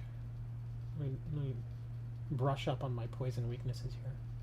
Weak to ground, weak to psychic. So poison is only weak to ground and psychic. Flying is weak to electric, ice, rock, and then fire, water, ground, and rock. Okay. Yeah, not the worst choice, but not the best. You got an earthquake? Oh, okay. Should be fine then. Again, these little guys aren't that difficult, so I think we'll be fine. Really? Nobody? Everybody was like trying like heck to get in, and now we actually have a spot that nobody wants to fill. Come on, we got room for one more. Just jump in there. Focus energy turn 1, bulk up turn 3 usually. Taunt helps stop that. That it does. Okay, I guess we're going in. Nobody else. I'm ready to go. I think Beam left for a minute. I noticed that Beam does that occasionally. They'll hop into the stream for like 10 minutes and then they'll leave and then they'll come back. There's a handful of people that do that. They won't just stick around. They'll be on the stream for like 10, 15 minutes and then they'll go and they'll start watching somebody else, which is fine. Nothing wrong with it, but yeah, they you know. That's why sometimes I really just have to ask if somebody is here or not, because you can't always tell. Which is kind of strange. You would think that there's a way to list who's watching, because I'm pretty sure you can do that on Twitch. Can you do that on Twitch? I've never really messed with Twitch. Yeah, see, there's Dre. He was watching somebody else. Dre does that all the time, too. He'll come in and he'll watch for a little bit, and then he'll take a break and go watch someone else. Again, it's fine. But, yeah. I just wish there was a way that I could see, like, a list of the people that were watching at the time. Just so I could know who's here and who's not. You'd think there'd be, like, an add-on or something for that. Is that a hacked Pokemon you have? Did I see a hacked name?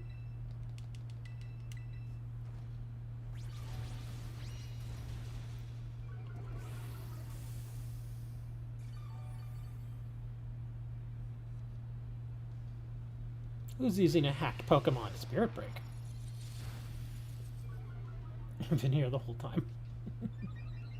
This is what I love about this Mudsdale. His defense keeps going up. Oh, we got a... Let me see. Reflect. Physical moves, darn.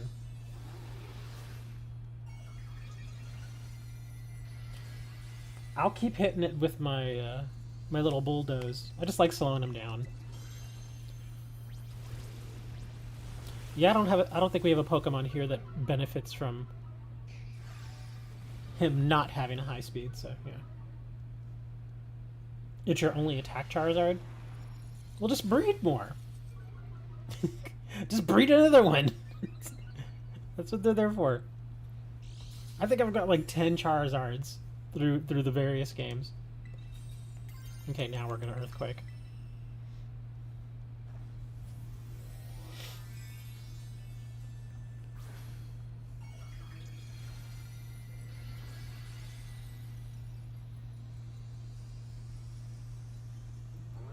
Go, Horsey! I love my shiny Mudsdale. He's cool. Everybody's like, it's just a Mudsdale. I like him. He doesn't hit particularly hard, but he survives. He survives and he provides benefit. Yeah, look at how little damage he's taking. My defense at this point is just so high. I think I'm at like +4 defense. He's gonna reset me though. Negative effects. That's why they're offering him. Like, all the Pokemon that they've been offering the last couple of weeks, they are all maybe not the best choice, but they are pretty good choices to use against Mewtwo in the raid that's upcoming. Because they all have certain things that they do that can really counter the Mewtwo.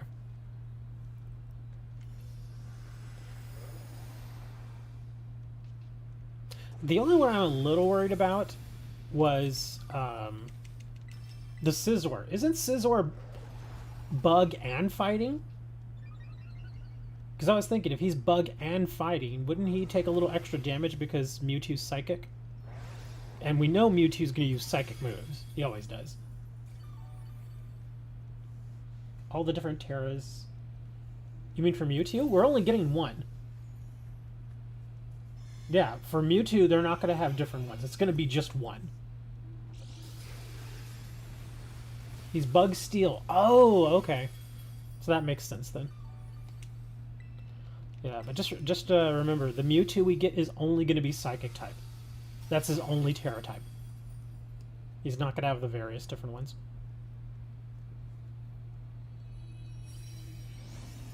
The Mews that people bring. Oh, okay.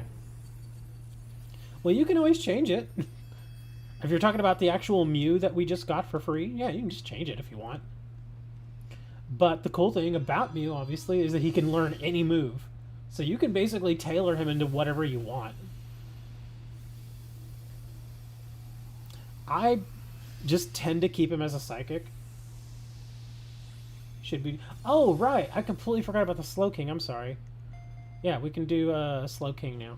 What's the Tera type of the Slowking again? You said Poison?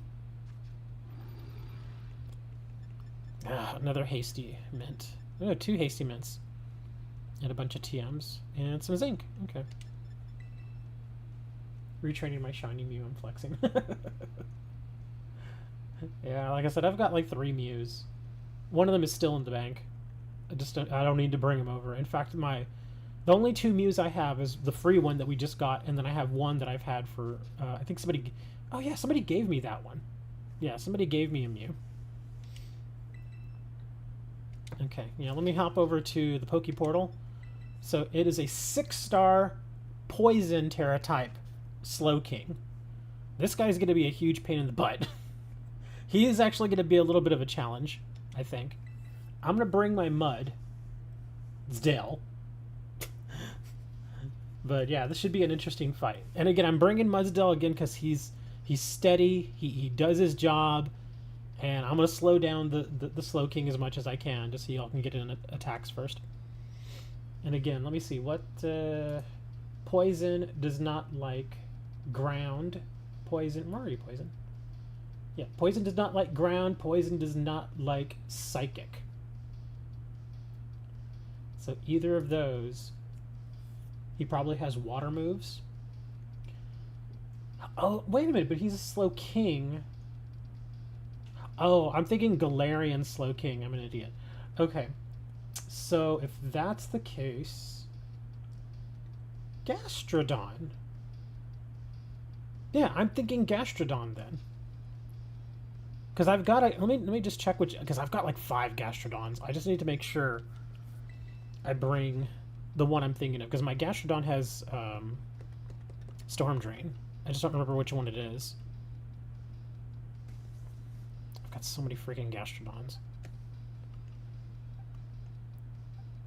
I should put them all in a row so I don't have to constantly go searching around for them all.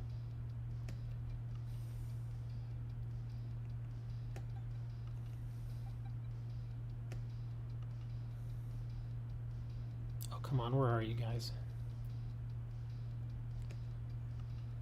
There's one. So it's water and ground. Well, I don't have to Tera him. Let's see, what does he got? Water Pulse, Chilling Water. Earth Power. Recovery. I mean, this one's not bad, but it's not great.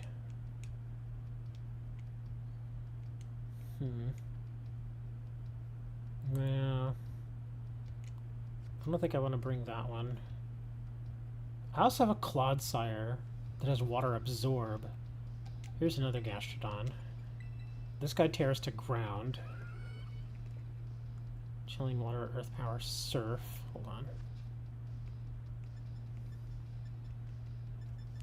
Chilling Water lowers regular attack.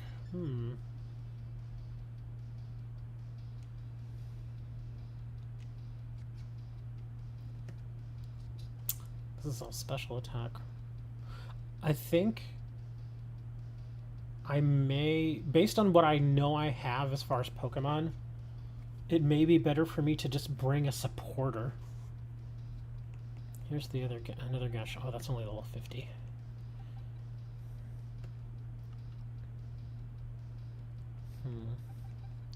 I'm going to look at my Clodsire, if I can find him.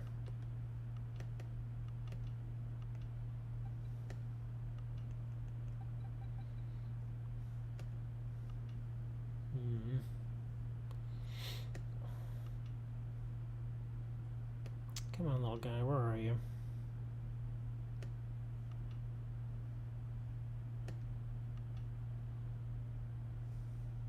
Here we go.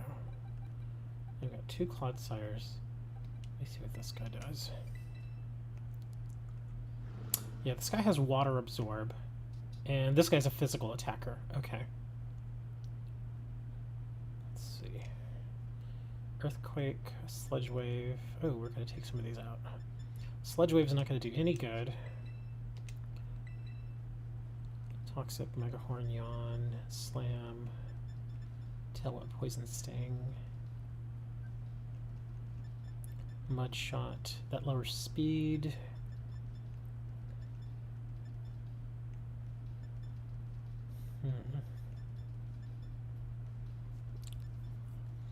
Can I learn Mud Slap? At least Mud Slap would be useful. Lowers accuracy.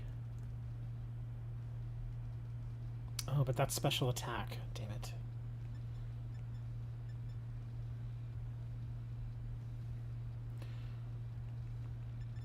So, have we decided we're going to go physical attack, is that right? Because if so, I want to try to bring something to make it even weaker on that front. Earth Power, Tera Blast. Poison the target Hydro, Earth Power, no. Could bring a helping hand. I could at least help you guys that way. Because my Sludge Wave is not going to help here. You're going special attack? Okay, so I've got helping hand. Let me check here.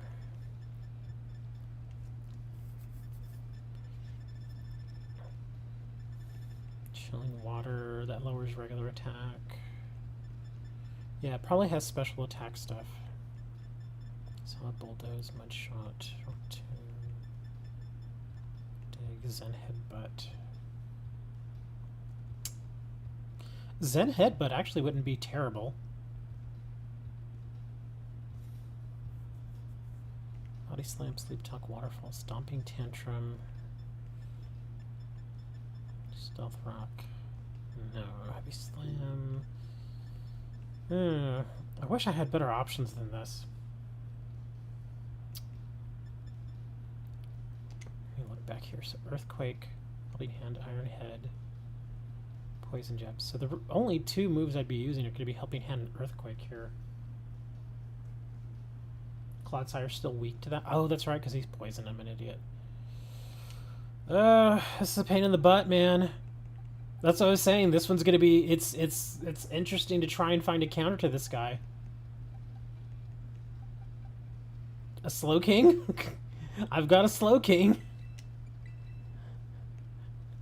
You see, so I don't have a regenerator. Wind withdrawn. Oh, the regenerator is useless. Psychic. Water pulse. Let me see. Future sight, chilly reception, heal pulse, rain dance, psychic, slack off, surf. Disable, confusion, curse, tackle, nasty plot. Stored power, slow bow, or slow king work well.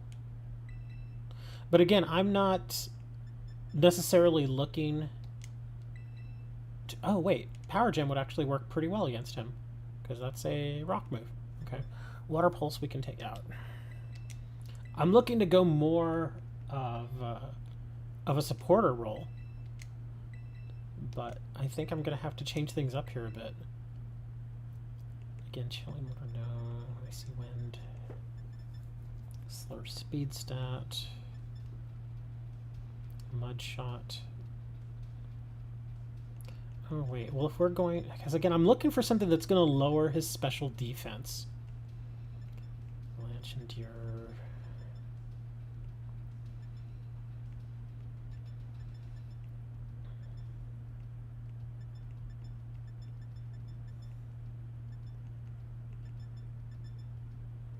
Physical move, sleep talk, light screen. Could throw on light screen, that could benefit the team.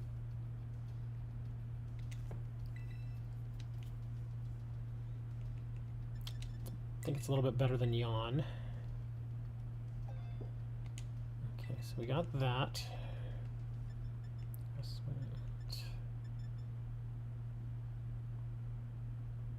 Grass Knot wouldn't be terrible, but again, that's more of an attack.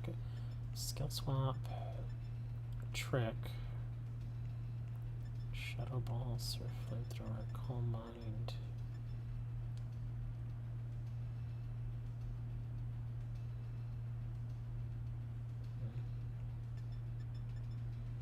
Earthquake.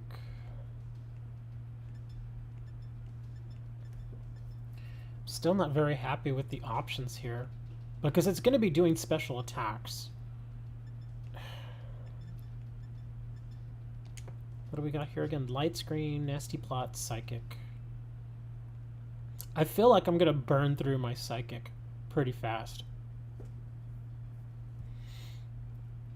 I guess this is what I'm going to try to go with here.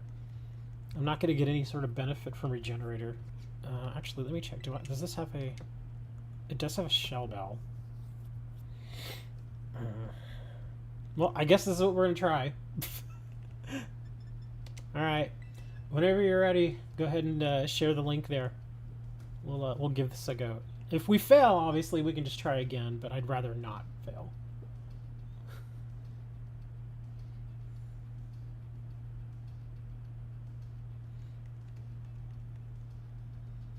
Running Earth Power, Icy Wind, Recover, and Muddy Water.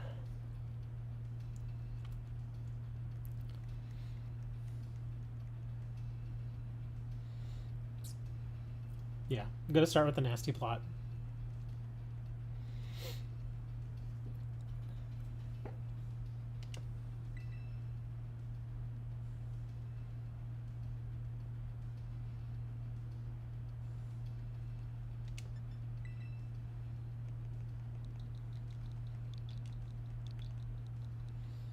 WN BN.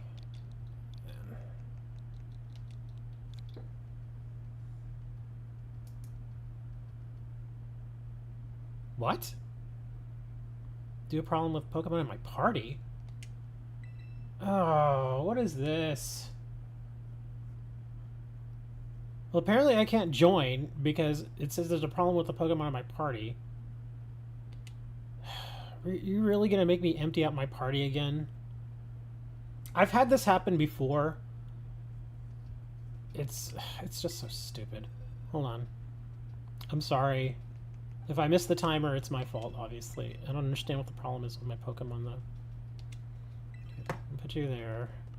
And then I have to empty my party. I've had to do this before. It's dumb.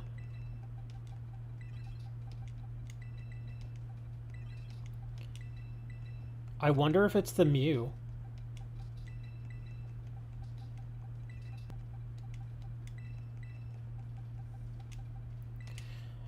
Okay, so there. I've only got one in my party now. You dumb game. I might actually be able to hop in just at the last moment here. It's a good thing I've already got the Pokemon that I want, though. I might be able to get in there in time.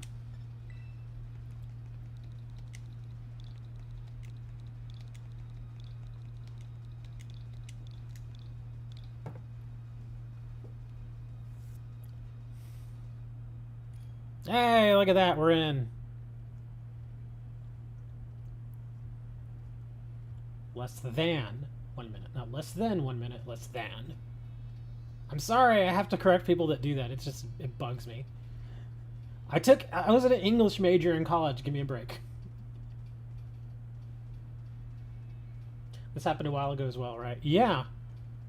And that's the only way I could fix it was just to remove everything from my party. I never figured out what Pokemon the problem was. Oh, wow, we're only going with 2 people. Okay. This is going to be weird. I guess we're going with just 2.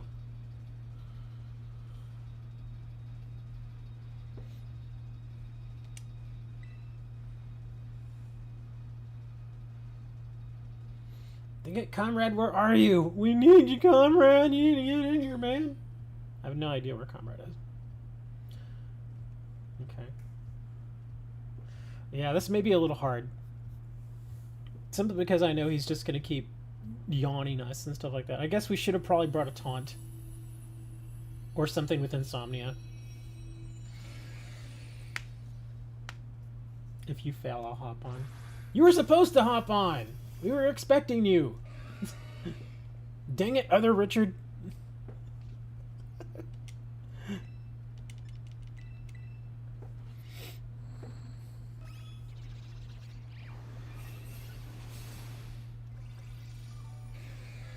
Oh, look at you with your trick room already.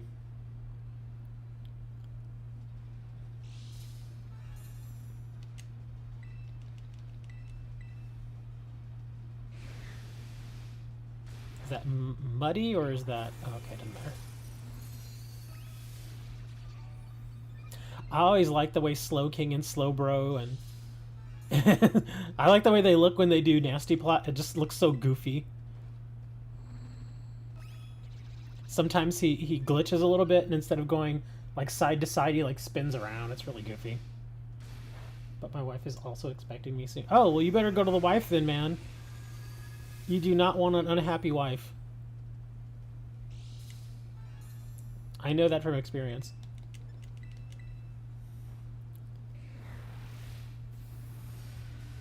Darn, I had really hoped that Psychic would hit harder than that. That's with 3 nasty plots. The Trick Room is what got me, I bet. Well, he's twisting dimensions and doing all sorts of stuff now. He's not used Yawn, though. That's the good thing, is he's not used Yawn. Well, the Psychic is hitting him fairly hard. And we're surviving really easily, so we're doing okay. It's just a bit slow going here. I'm not even worried about our NPCs, because, I mean, they're just NPCs. It doesn't really matter. But at this point, yeah, I think I'm gonna work to get to to Tera and see what happens. Hopefully he doesn't reset my stats here. Yeah, that psychic is just not hitting very hard.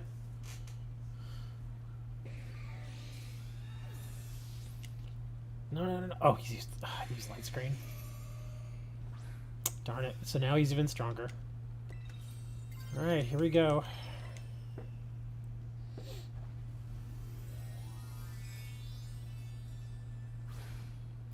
I mean, all things considered, we're actually doing all right. It's just a matter at this point of how quickly can we move through this shield. Because it feels like it's really become a battle of attrition. He's not hitting us that hard. Oh, okay, that was beautiful. We're fine. We're good now. Yeah, I think we're gonna be fine. That crit came at the right time. Look at, oh, I'm totally healed up now. Awesome. I'm surprised he hasn't reset our stats.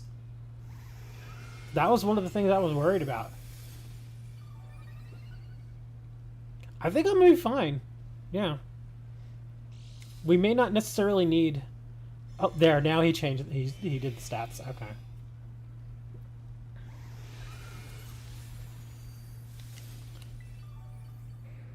I'm gonna use at least one nasty plot here just to give a little bit of a boost. Yeah, he just reset our stats. But that critical hit came at the right time. We really needed that. Okay, so the psychic should hit fairly hard here. It shouldn't wipe the shield, but it'll hit fairly hard. Yeah, that's okay.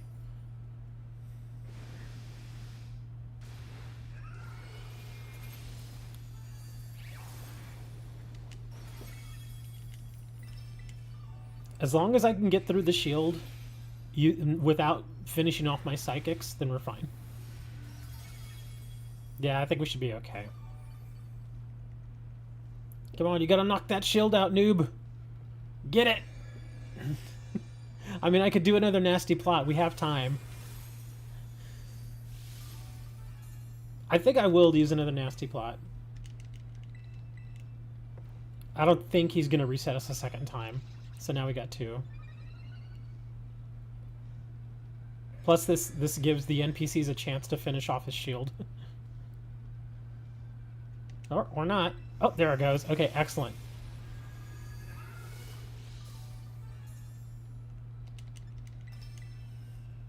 Oh, I may wipe him here.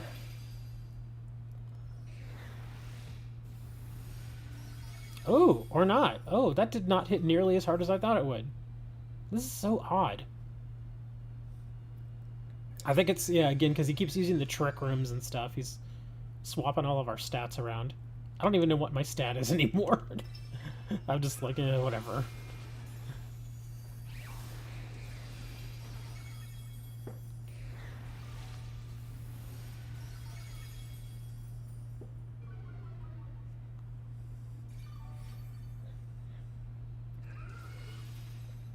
Get in there, little Gastrodon. Hey, look at that. We are able to do it. We won mostly because we just weren't taking all that much damage from him. We were able to do just enough damage and not ever really get into any serious trouble. So that wasn't... I wouldn't say that was hard. It was just a matter of... Yeah. Just keep pushing.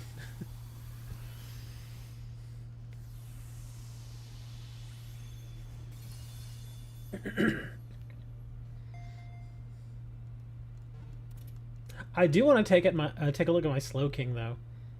Really, just an ability capsule? Big Pearl Nugget, candies. Those rewards were actually a little underwhelming.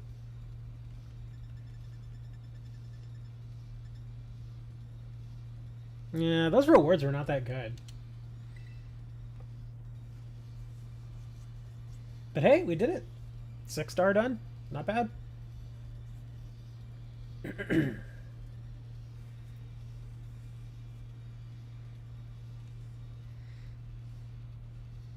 Slowking is also good trade bait too. He's very useful. I think the fact that he did not have Yawn really made that much easier. Because if he had had Yawn, that would have been annoying. I think if he had it, we would have lost.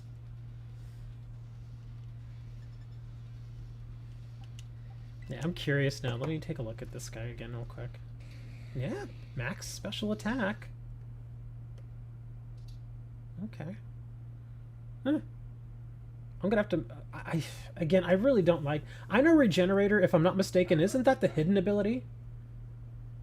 But, yeah, again, I don't really use these I just don't play PvP, so it doesn't really matter. I mostly do only Tera raids. So that's why I'm kind of like, do I want to switch out Regenerator? Because if I switch it out... Let me see, what are the other ones that he has? Let's see, Slowking.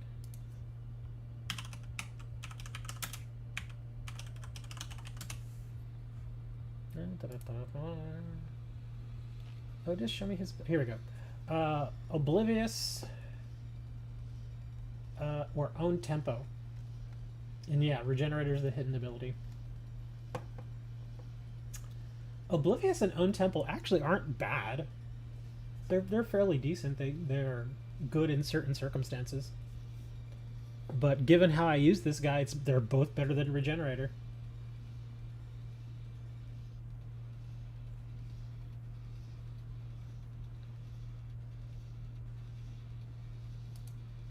See. The big 4 6-star are Amoonguss, Blissey for Giraffe, and Vaporeon, Cetitan, and Dondozo. Dondozo is a pain in the butt. I remember we did a 6-star Dondozo. That guy sucked. I hated fighting him. Absolutely hated it. The Amoonguss, once we figured out Amoonguss, now he's easy. Because his whole thing, the thing that makes Amoonguss the most annoying is he uses Spore all the time. So if you can get in there and quickly taunt, or if you take a Pokemon in there that has like Insomnia or something, then you're fine. And yeah, Amoonguss is just, yeah.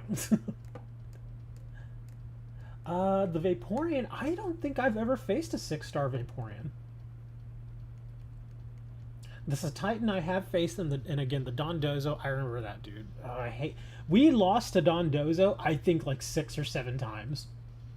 But we had, in fact, it took us so long to finally beat it that, again, by like the 5th or 6th time we got defeated, we had invested so much time into trying to beat the thing. I was just like, screw it. It's sunken cost fallacy at this point. Let's just go. I don't care how much time. I just got to beat this thing now.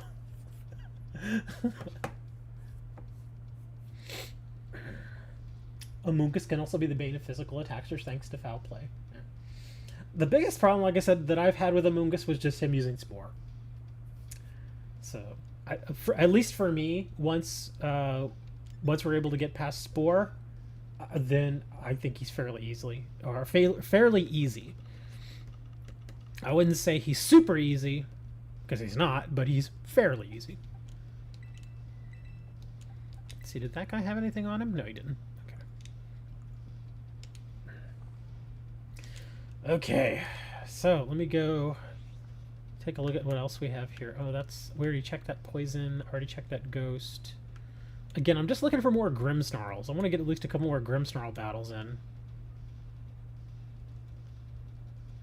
And that's also a Hatterene. Oh, we got a steel up here.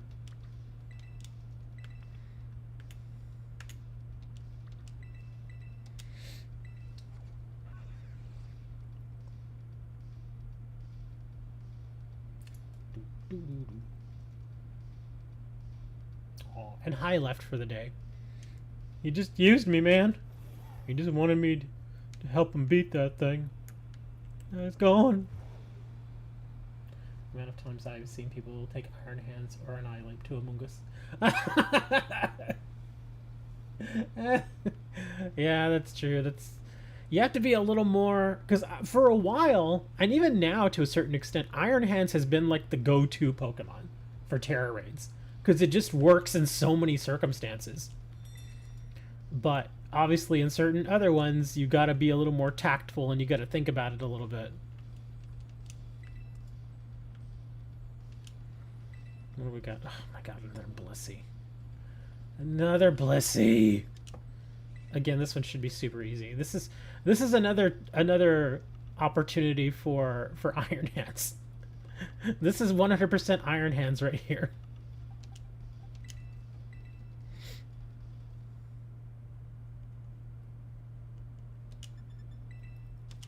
Yeah, this is totally Iron Hands. Ugh. Man, we are a little over 2 hours into the stream. I'm sorry about the yawning, but I didn't get as much sleep as I hoped I would last night. Finally fell asleep at like 11:45, but then I woke up at like 6:30, so that's generally enough time to sleep, but I would have liked to have gotten like another hour at least. But it's one of those situations where it's like, you ever wake up and you know you're still tired, you still feel tired, even though you've already gotten like 5-6 hours sleep. But you wake up and you know no matter how long you lay there, you're not going to be able to get back to sleep. That's pretty much why I got up at 6:30. Because I woke up, I remember looking at my clock, it was 6:06 when I opened my eyes. I was like, oh, okay, so it's still... Because my whole thing is, on Saturdays, because I have orders and stuff I need to get ready first before I do the stream, I always like to get up no later than, say, about 7:30. So then I give myself plenty of time to get orders and stuff ready and then be ready by at least 10 o'clock for the stream. So when I saw that it was 6:06, I was like, oh, well, I can get at least another good hour or so. But I laid there a little longer, and I just was not going back to sleep. And so, like, right at, like, 6:33 or something, I was like, okay, I'm just going to get up.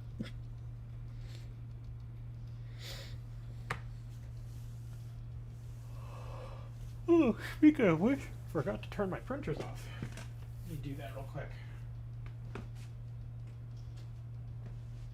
Oh, I gotta get some more paper for this thing. Let me see, we got a minute. I'm gonna put some paper in my printer. What's he doing? Why is he not here? I can hear him. Just putting paper in it.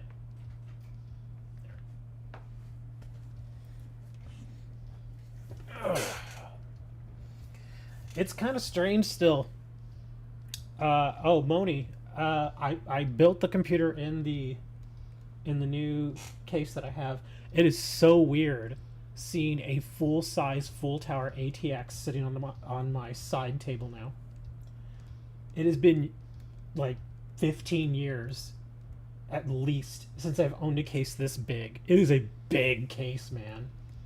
I love it though. It's awesome. I've got my optical drive in there. And I had plenty of room for my video card, which is like stupid long. And again, that's why it's able to have all those case fans, because this thing is huge. And I still have room. If I wanted to, I could put another optical drive in there. I could put 4 more hard drives in there, no problem. It's got 6 3 1/4, is it 3 1/4 or 3 1/2? 3 1/2 inch hard drive sleds. I'm just gonna do this on my own. Yeah, I can. It's basically, if you wanted to build an NAS and money wasn't really an issue, you could actually buy this case, and there you go. You got 6 hard drive sleds. And then if you weren't using optical drives, there are room for 3 optical drives total if you wanted, but then you could convert those into 3 1/2s and put 3 more drives for a total of 9. And then on top of that, there are 3 other sections that have these little clips where you could put SSDs. So you could put all sorts of stuff in this case. It's amazing, actually. And then the cooling is just great. It's a very dated look. Obviously, it looks, like it was built 10 years ago, because it was. But it was brand new. I was glad that you can still get these cases brand new, which is amazing. Almost enough to download Call of Duty. But yeah, I was actually amazed that I was able to find this case completely brand new, still sealed up and everything. And it was $120, which is, I mean, it's not cheap, obviously, for an almost 10-year-old case, but it's a good case. It's excellent. It's doing exactly what I hoped it would. Like, there's only one part of the case that feels warm, and that's at the very top, where I put the radiator, because I have it as front intake with the 200 millimeter, and then I have the fans on the inside blowing out and up, so to exhaust all the the heat and to blow through the radiator. And so it's nice and warm right at the very top, but all the other areas it's nice and cool.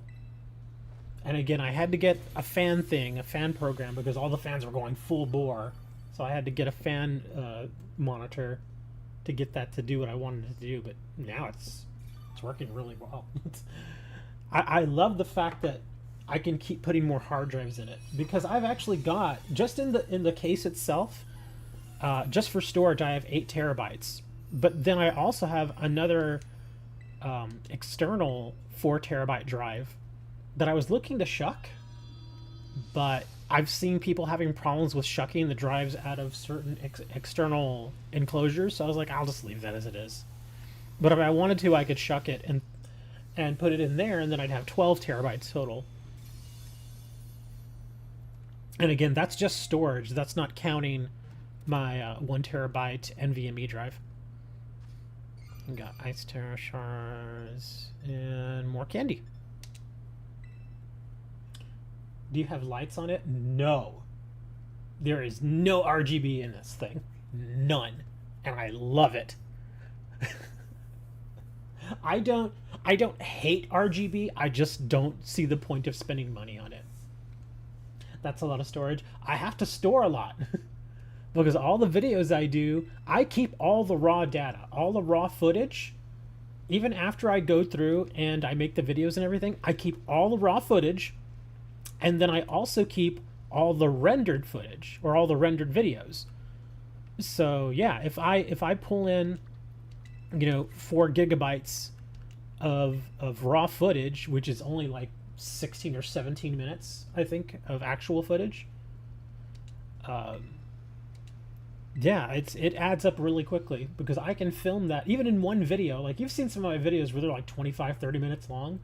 That's like 8 gigabytes of data right there. And when you do a bunch of those, it adds up pretty fast, man. I've actually filled one of these drives completely up. And I've had to start moving certain files that I just don't use very much, or just don't really need to have, over to my external hard drive for long-term storage. Because the external one right now is long-term storage. The internal ones I actually access pretty much on the daily. Oh my god. What is going on here, man? So many Blissies and Hatterenes. I don't even know what type this is. What is this, a ghost? Ugh.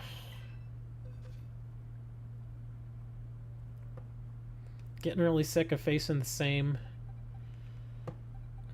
types. Or not the same types, but the same Pokemon. Getting kind of old, man. Need a Grimsnarl in my life.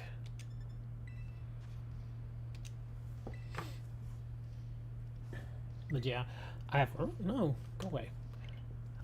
My AIO that I use, it's only a 240. The AIO that I use actually has, right on the pump, it has a thing that you can turn on, and then it lights up, and it would be blue, and it kind of, pulses this little blue light. And it actually looks okay. But one, I don't really care about it. And two, I actually thought, well, if it's in there, why don't I just plug it in? But I looked at the plug that it has, and it doesn't have a standard RGB plug. I was like, what is this thing? Because there's a very specific plug that you use for RGB.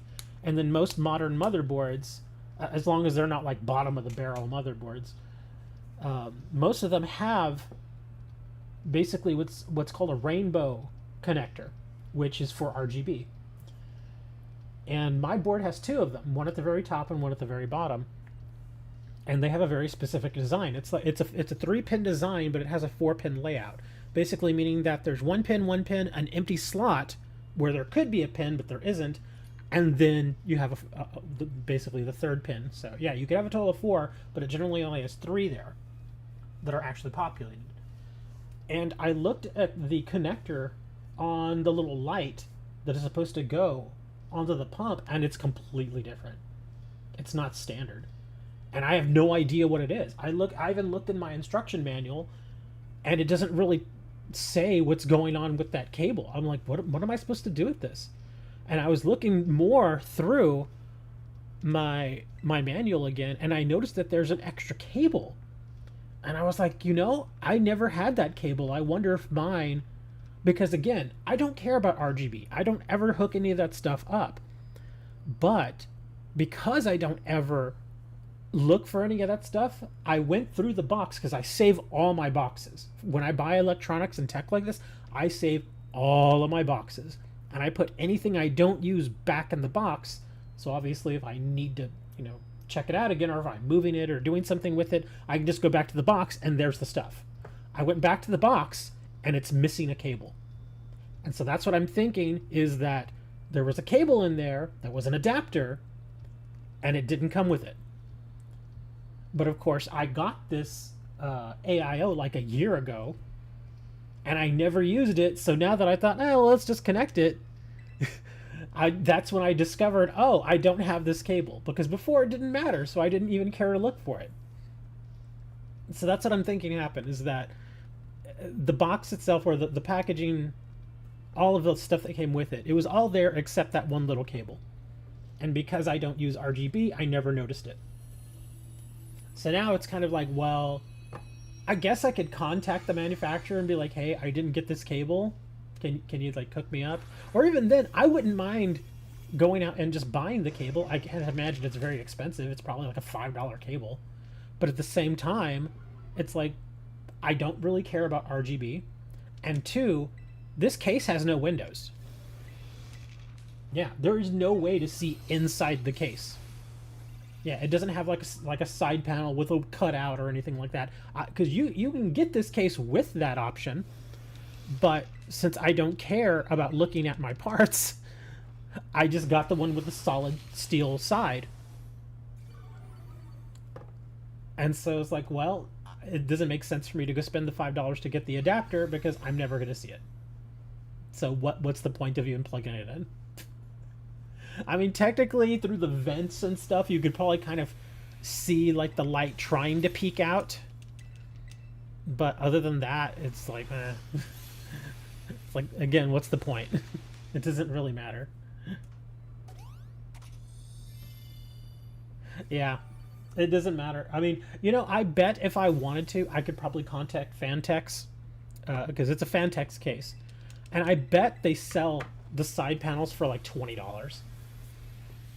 Because again, there are 3 different variations of this case. I got the most basic one. I mean, they're all, for all intents and purposes, the case is exactly the same. The only difference is the side panel. That's it. All the internals and everything are all the same. But you can get the one, again, with the solid steel side like I have. You can get the one where it has like 2 acrylic cutouts. Or they're basically 2 cutouts and it's covered in acrylic. So it's not glass, but it's still see-through. And then you have another one, which is the actual glass side panel that you can get. And those are the 3 that are available. So I imagine maybe there's somebody out there, or like I said, even Fantex might be able to just say, hey, we'll sell this to you for like 20 or 25 bucks or whatever. So I guess I could get it, but again, I don't really care. The only reason that I might care to look inside the case would be to check certain things, like if a certain fan is spinning. Because every now and then I'll just look over just to kind of see what my computer's doing. And again, if I like the GPU that I have, unless you're really pushing it, the fans won't turn on, and that's normal. That's the way it's made.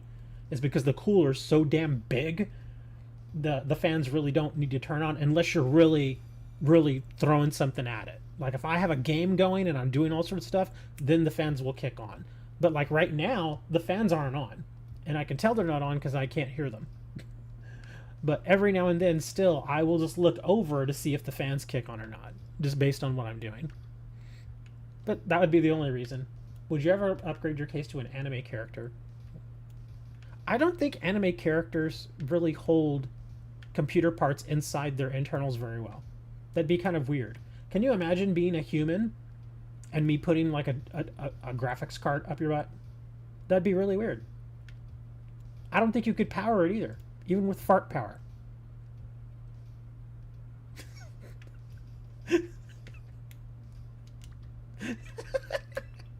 How loud are the fans when they do spin? Actually, not that bad. I think they max out at, I think, like maybe 40 dBA. Yeah, because obviously in silent mode, there's nothing. But when they first kick on, they're very quiet. They're like maybe 30 dBA.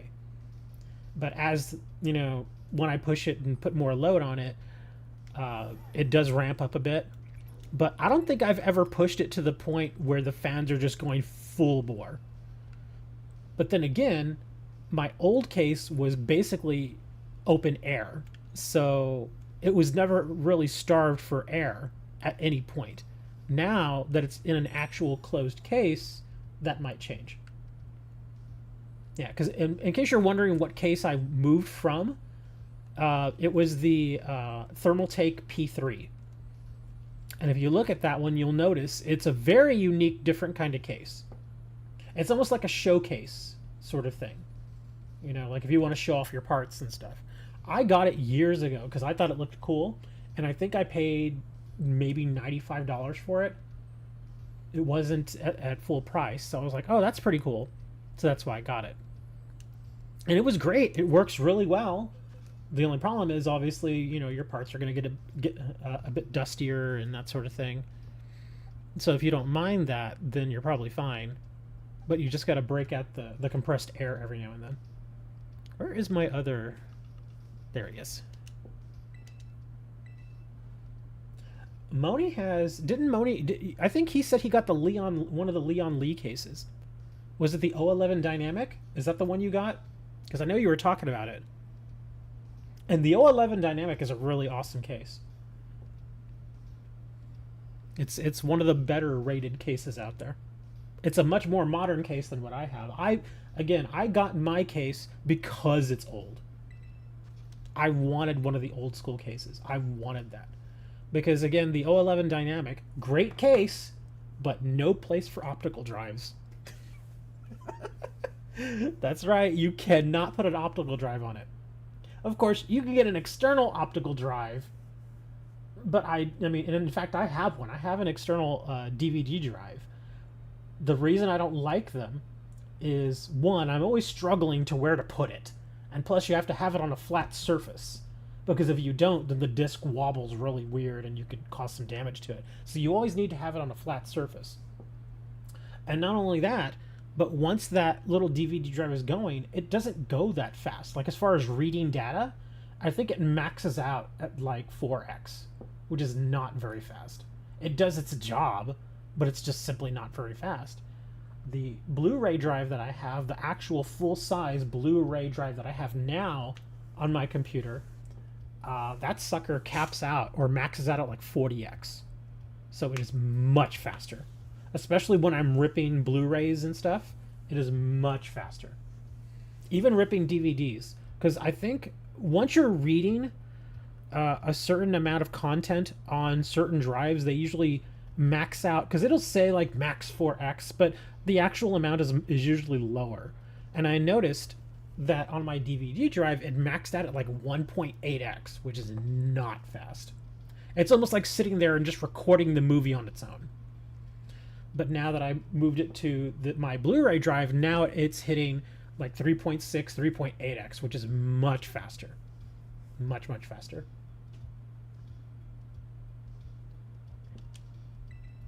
Let's see. I was planning on getting that, but then they announced the Vision. Currently, I have a Cooler Master case. Which Cooler Master case do you have? The one I currently have is called the Centurion 534. I've not heard of that. I gotta check that out. DVD, I haven't seen that in years. I still have a ton of DVDs because I ripped them all. I ripped them all and I saved them to my hard drives. Again, that's another reason why I have a total of 12 terabytes of storage, because all my DVDs And now I'm doing all my Blu-rays too. And because of the Blu-ray size, I'm probably gonna have to get another drive because they're just so big. Like I ripped just as a test, I ripped what movie was it? Thor: The Dark World on Blu-ray, and I ripped the package. Basically, what I mean by package is I ripped all the data off the disc. All the data off the disc totaled was almost 66 gigabytes. That's a lot of space. It's a lot of, and again, that's just one Blu-ray disc. So it takes a lot to save all that. And I've got, gosh, like at least 100 and something Blu-ray discs, and I want to rip them all. I want to save them all to my hard drives. It is very old. I don't care if it's old, obviously. I just want to see it. I gotta see this thing now. After this battle, I want to see. What happened? Why didn't my punch go through? There we go. The punch didn't want to go through. I actually have a very old Cooler Master case too that I really, really enjoy. In fact, initially, I was going to use that case to move over to, because it's an old case that I've had for many years. It's basically what they call a LAN box, and again, it's good because it has space for optical drives, and it also lets you have easily removable hard drives. Like there's these two slots at the front where you basically load your hard drive onto sleds, and there's a little switch that you can pop out and the drive comes right out. It's like there's no tooling or anything, just boop, comes right out, which I thought was awesome, and I love that. And again, I've had that case forever, and I was going to move my computer back into that case because again, I wanted to have an optical drive again, but the GPU that I just bought, my 4070, was way too long for it. Like way too long, because again, I was trying to pack in everything there. I was trying to pack in my radiators and everything, and when I tried to put the GPU in, it bumped right up against the radiator, like hard. Like there was no way I could like even try to squeeze it in. It just wasn't gonna work. And I was a little annoyed because I was like, God dang it. At first, I didn't realize exactly how long that video card is. And two, because when I first was going to buy the 4070, you had a choice. You could get the 3-fan variant or the 2-fan variant. And the 2-fan variant would have fit in there perfectly. It would have been just fine. Plenty of room to spare. But the 3-fan variant, nope. That sucker was just way too long. So that ended up costing me a little bit in the end. But at the same time, it's also not so bad because the 3-fan variant, it just cools better. It just has, I mean, because with an extra fan and a bigger heat sink, obviously it's going to cool better. Whereas the 2-fan variant would run a little warmer. So again, give and take, but yeah. You still have your print laser thing? What? What do you mean print laser thing? Are you talking about my laser printers? I have 2 laser printers. I have 2 laser printers and I have 2 thermal printers, and I use all of them. Seriously, I use all 4 of them every day. I've had people that I've told that to. They're like, you don't need that many. I'm like, oh yes, I do. I use them all every single day. Whenever I fill orders, every single one of them gets used, because I use my main one to print off all my invoices. I use my second laser printer specifically for envelopes. I use my first thermal printer because I need tiny little labels that I stick on each of my invoices. And it's also good for other stuff that I do here too, like card sorting and labeling and that sort of thing. And then I have my second thermal printer, which is a Dymo 4XL, which prints those large 4x6 postage things that you affix to packages and stuff. And I use them every day. So yeah, it's not a matter of, oh, you're overspending. No, I actually use them every day. And not only that, but the laser printer that I use just for envelopes also has a scanner on it. And again, I don't use the scanner as much, but I do use it. So yeah, it's, yeah. There is, it feels, so some people it would feel like excess, but it's not. Because I've had people tell me, well, you should just got the 4XL Dymo thermal printer and then you could swap out the labels. And I'm like, dude, I switch from one label to the other so often as it is. Because you can put different size labels in these thermal printers, but again, I may need to print one of my 4x6 labels right now, and then with the very next order, I need a smaller label. And then I would have to switch it, and then the third order after that, I would need to go back to that first label that I had initially used, and then I gotta switch it again. Doing that wastes so much time. So much time. And so that's why I was like, you know what, I'm just going to get another thermal printer. And that's what I did. And again, they're two different models. So they're kind of designed for two different things. Although you could technically use the 4XL for both things. But again, I just don't like switching stuff. Oh my God. Can we get anything other than a Blissey? That's the 3D. Oh, you mean the 3D printer. That's something completely different. 3D printer does something completely different. That's for fabrication. That's a completely different thing. Yes, I still do have it. I actually don't use it very much though. And the reason I don't use it all that much is I just got sick of having to constantly, what's the word I'm looking for? Calibrate. You have to almost constantly calibrate that damn thing. And it just got so annoying. I mean, because some of the stuff that I 3D printed actually was useful. But the biggest problem that I have is calibrating it. Not only calibrating the bed, but also calibrating other tiny little things. And the thing is when you're 3D printing things, your calibration has to be almost spot on. Because if it's not, the 3D print is just going to not work. It's not going to give you the dimensions that you want. It's, not going to extrude correctly. There's all sorts of things that can go wrong if your 3D printer is not calibrated properly. And that's been the main thing is because with well, first of all, you have to build the thing. When it arrives to you, it's not built. You have to, and I'm not just talking a couple of screws here and there. It took me 2 hours solid to build that 3D printer. It took forever. There are so many moving parts and belts and all sorts of stuff. It took forever to build. And even after I built it, I still had to take a whole other day just to basically fine tune all the little pieces that came with it. And then on top of that, I still had to calibrate it. And even then, it feels like it never really lived up to the expectations that I had for it.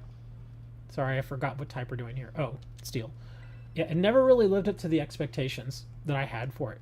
It works for certain things. But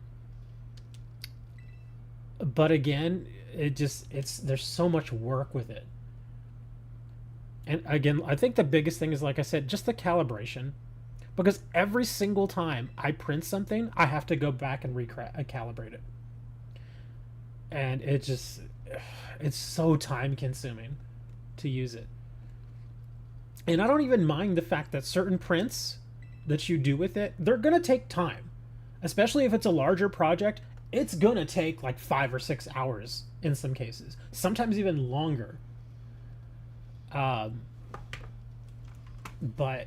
again, if I have a project that's relatively small, like for a while, I was just printing like little stands for cards so I could use them to take pictures.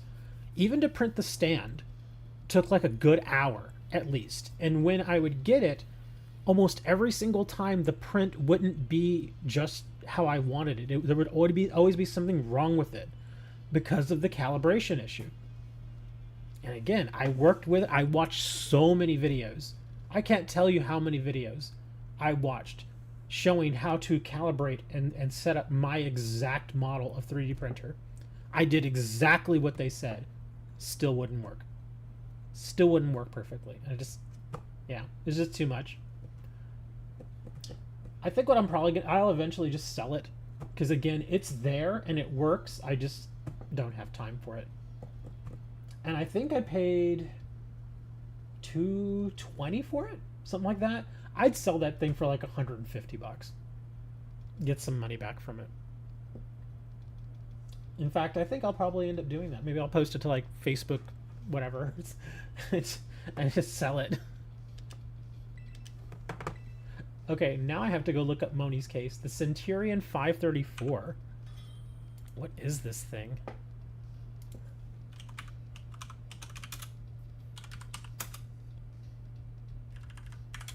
I gotta see this.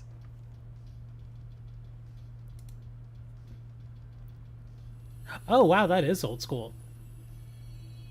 It's not terrible, though. It looks like it's still fairly useful. Hold on. I gotta get... I want to finish this raid real quick, and then I'm gonna go back and look at it some more. So let me get this straight. Oh, that's right. I was gonna say, I thought you were keeping that case because you just bought your fans. You had mentioned that you just bought your fans. So I was like, are you gonna put the fans in that thing? But then you had mentioned that other one, the Vision. Okay, so you're probably gonna get the Vision then. Because I imagine if you're gonna spend that much on fans, you're probably gonna get a new case. Okay, so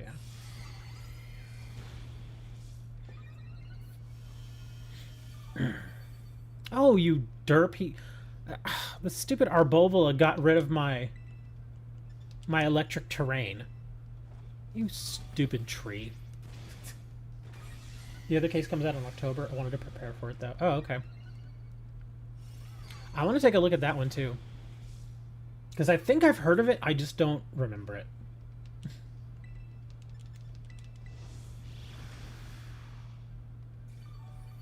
Yeah, that stupid Arbovola wasted one of my turns.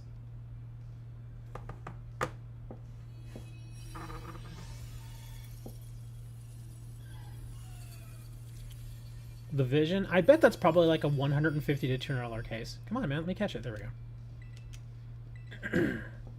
All depending on what it has. If it's one of those cases that has... Because again, I saw that you bought the RGB fans, so I imagine you're getting something with a glass side panel. So if it has an actual glass side panel, not acrylic, actual glass, probably going to be up in the 180 range. Should be around 140. That's actually not bad. If it's got actual tempered glass side panel, that's actually pretty good. Let's take a look at it. So is it the Lee and Lee Vision? Is that what it's called?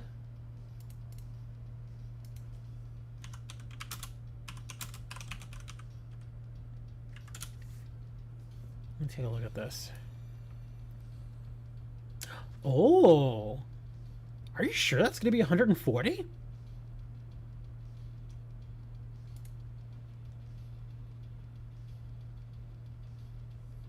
Ooh, I'm not crazy. Oh, well, it's got bottom intake. Okay. Oh, I see here. I was a little worried at first because it's got two glass panels. It's got the side one and then it has on the front. And at first I was like, whoa, how is this getting cooled? But then I see it's got the intake at the bottom. The good thing they did on that case is it's not going to sit very close to the surface that it's on. It's got those nice thick feet on it. Yeah, those feet, it looked like, are at least a good 1.5 inches. So yeah, you should get some pretty good airflow there. That's not bad. And then, wow, are those 140 fans? Oh, well, I bet the case doesn't come with these fans, though. This looks... I'm looking at a custom build in it. It has 3 tempered side panels. Oh, it has the top as well. Well, wait, if the top is also glass... How is that going to work? Is it vented on the back? It needs... I imagine it has to be vented on the back then. Because I see where it's got intake at the bottom. And then I see somebody who put a pretty good sized rad in here. But it's on the side. Okay, that's... Huh. Well then, okay, this really throws me off. Maybe this is a different variation that he's using then. Because I see this guy has 3 fans at the very top. So I'm guessing his doesn't have the top glass. Maybe his is just vented at the top.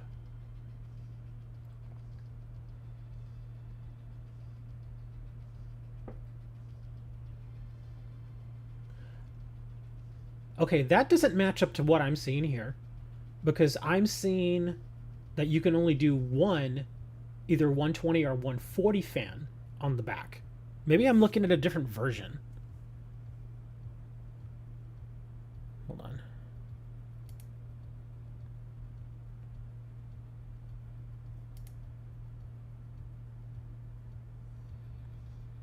Leon Lee Vision. Hold on. Maybe I'm looking at the absolute wrong thing here. Oh, here we are. I see now. I was looking at the wrong case. Okay, I do see where it has two fans on the back there. Oh, this one, the feet aren't as thick, but it's still pretty decent. Okay, wow, that's a lot of glass.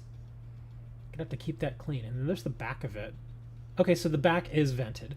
Okay, good. That's actually pretty cool. Wow, and that for $140? That's actually a good deal, man. Yeah, that, usually when you see that much glass on a case, it's gonna jack the price up a bit. Wow. Yeah, I see it here. It looks like Pulse Hardware did a video on it back in June. Yeah, that's an interesting looking case. Yep, lots of glass on that thing. It's basically an aquarium. You bought an aquarium, man.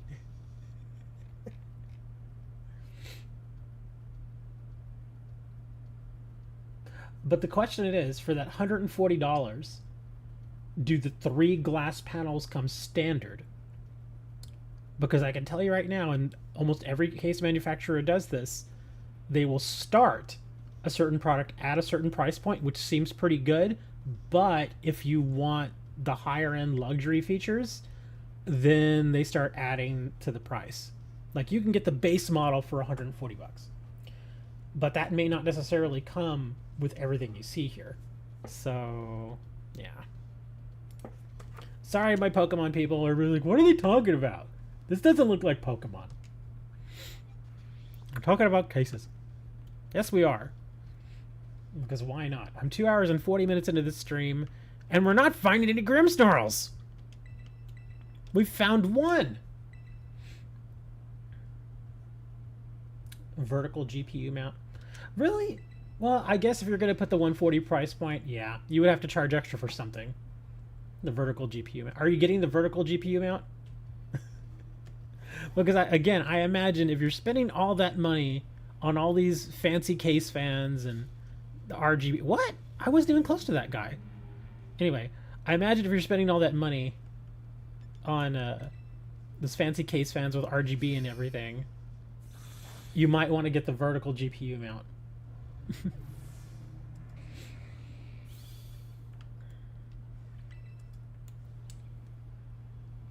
You're not, because those are expensive. The P3 case that I used actually came with a vertical GPU mount. There was a massive issue with it, though. Ooh, I'm going to get this guy. There was a massive issue with it, though.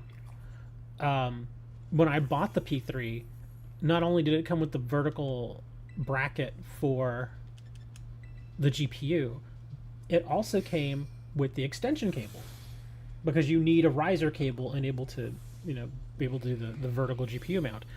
The problem is it didn't work.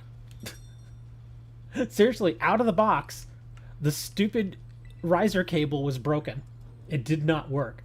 It was actually so bad that there was a recall on it. And oh my god, it's a Grimsnarl. And again, me being the kind of person that doesn't generally go for the fancy stuff, I didn't care about the whole vertical mounting of the GPU. I just wanted something that worked. And so I put it together, and there you go. So a couple of years goes by, and I'm like, I wonder if I would like to look at a vertical GPU on my, in my system. And so I go and I find it, because of course I saved all the extra stuff. And I noticed that when I install it, it just doesn't work. And I'm like, what's going on? What's the problem here? And I made sure that I wasn't missing anything. It was all connected correctly. Still couldn't get it to work. So I went online, and sure enough, I saw the thing where they're like, oh yeah, all the riser cables that came with the that particular case, they don't work. And so you have to contact Thermaltake, and they'll replace it. So I was like, oh, well, at least they'll replace it. But they had a limited time in which you could get a replacement, and of course it had been 2 years, so I was outside of that window. So I was like, well, crap. I need to start looking over that stuff more often. Let me see, we're facing a fairy, huh? So for fairy type, what do we got here? Fairy does not like poison, and they do not like steel. Alright, so let's see. Actually, I think I'm going to use Reverum.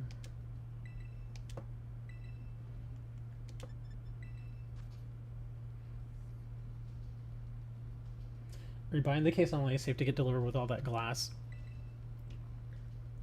I can't. I will say this. I can't speak for delivery services over in the Netherlands, but in the United States, I would have reservations about buying something with that much glass and having it delivered, especially by FedEx and UPS.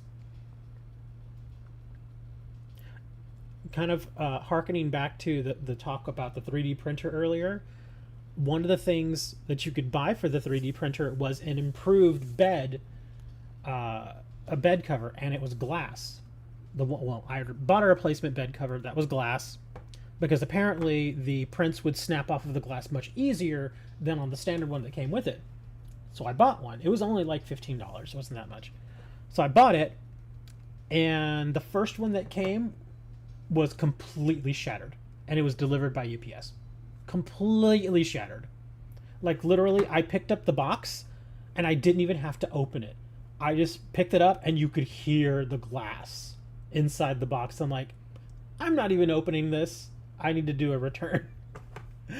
And so, thankfully, it was through Amazon. They're like, oh yeah, sorry about that. We'll get your replacement out there. I was like, all right, good. And I said, and also do a return on this. So I remember when the UPS guy came, he delivered my new one, and then he took the old one, and he pulled it out of. I handed it to him, and he heard the glass. He was like, "Oh, now I know why you're returning it." I'm like, "Yep." He's like, "Sorry about that." Oh, speaking of UPS, I had mentioned that I have a lot of bad. I say this mostly on Twitter, but I have a lot of bad experiences with FedEx and UPS about them damaging like half of the things that I get delivered through them. Gotta hand it to the UPS guy who showed up yesterday delivering my case. Because it was actually, I mean, again, this case is big. So the box was really big. And I thought for certain he was just going to leave it there and knock and walk away. But nah, he knocked, and he announced himself and everything. And I opened the door, and he was like, okay, good. I wanted you, I was hoping you would be here because this thing is going to attract attention, if you know what I mean. And I was like, that's true. So, real nice guy. He's like, yeah, I would much rather just make sure I give it directly to you. I was like, okay, that's cool, thanks. Nice guy, man. Poor dude was sweating up a storm because it was so darn hot. Really? Nobody? None of y'all? Fine. I'm going to go in by myself. Strap on my infinity gauntlet. I'll do it myself. But yeah, thankfully, real good UPS guy. Actually did his job. But yeah, like I said, poor dude was sweating up a storm because obviously they let him wear shorts and stuff, but you know, he's running around, climbing upstairs, carrying heavy packages and stuff. So yeah, poor dude was just drenched in sweat. I wonder, now thinking about that, I wonder how many uniforms they give them, because you have to, especially down here, you have to imagine every single day when they go home they are just reeking and drenched in sweat. So I imagine they've got to give them like 5 uniforms at least. Because otherwise you'd be washing that same uniform every day. Can you imagine doing that? Washing the same uniform every single day, having to wear it again, knowing the exact same thing's going to happen? I hope they would do that.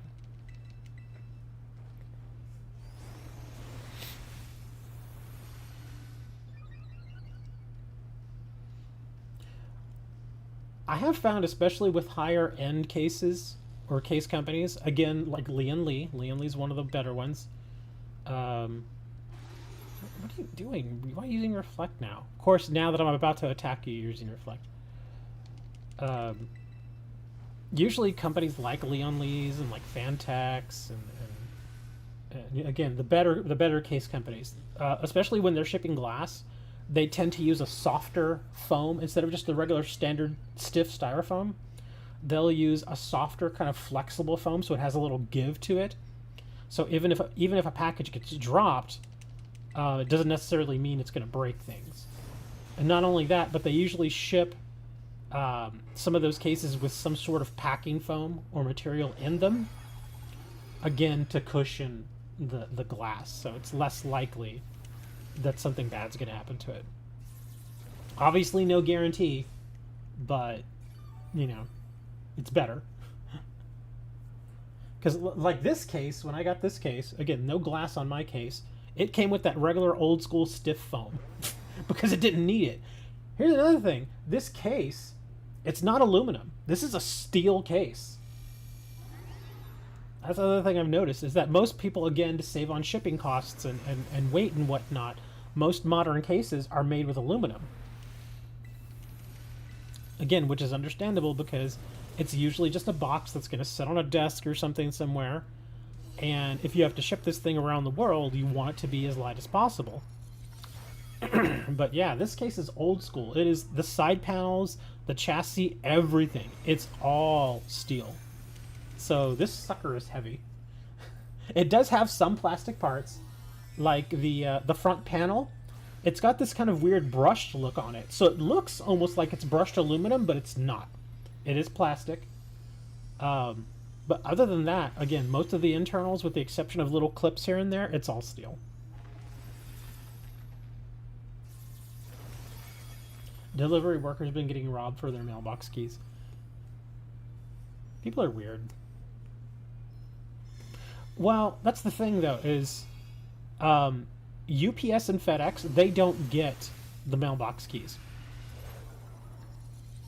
Mail service workers like USPS, they get their keys.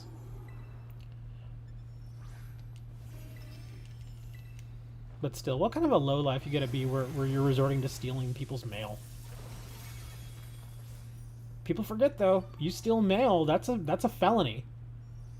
You're going to jail for a long time.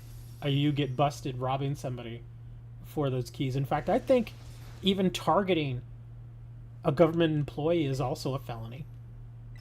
Because, again, especially like people that work for the Postal Service, they obviously have access to certain things, like obviously a bunch of people's mail and lock boxes and all sorts of keys and stuff. I think if you target them, I'm pretty sure it's like an automatic felony.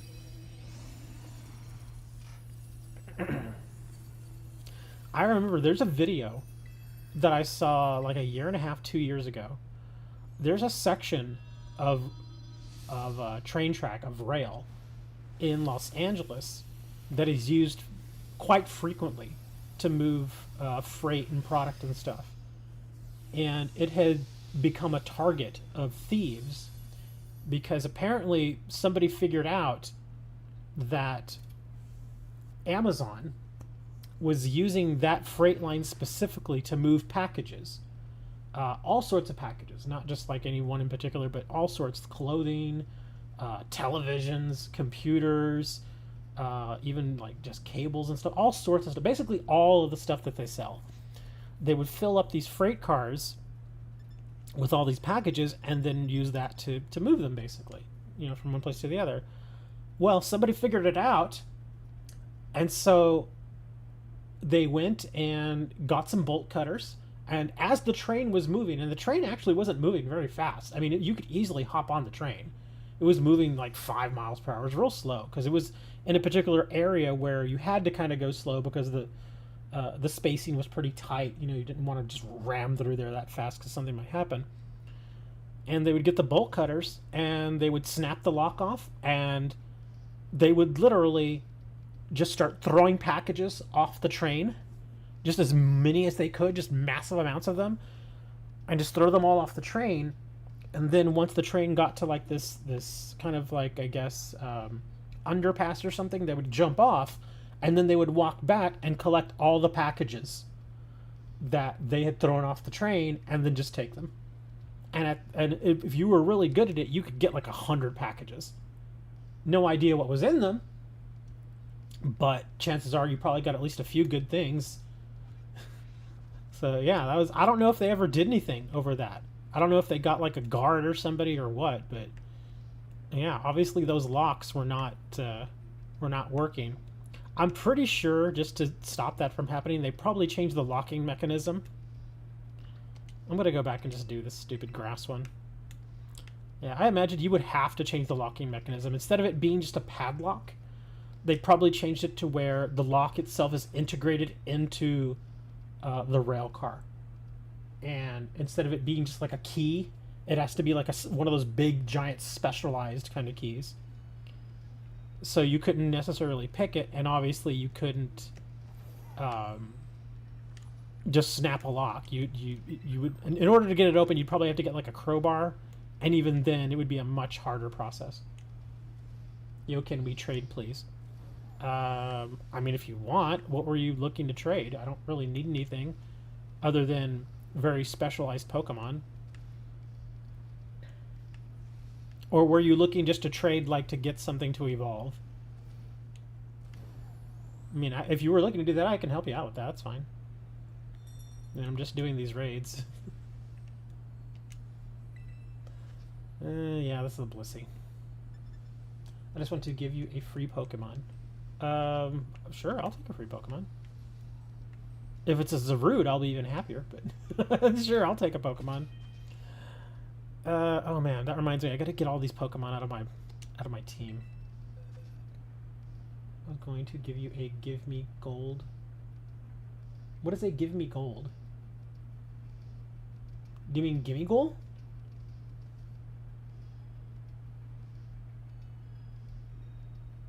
Oh, I think you mean a Gimme Goal from Pokemon Go. Oh, is that the shiny one? Oh, I'll take a shiny one. That'd be awesome, thank you. Let me just move some of this stuff out of here. Yeah. I had to empty out my team, and now I have all these random Pokemon in here. Code is 12? Are you sure you want it to be just 12? It's generally good for the codes to be at least 5 digits. Alright, hold on. Oops.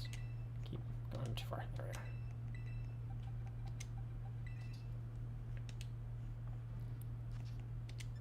There we are.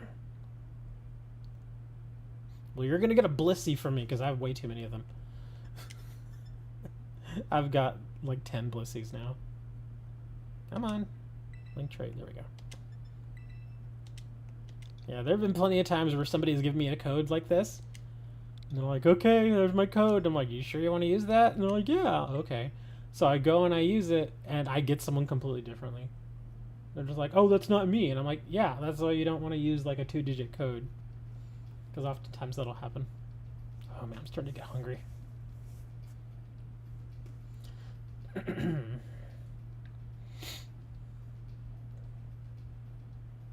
there's Logan. Like the Wolverine.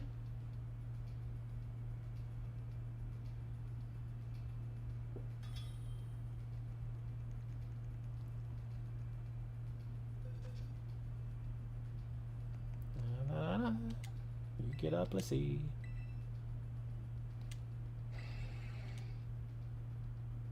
That's a Lycanroc. What? You chose to quit? What happened? Did you actually choose the wrong one?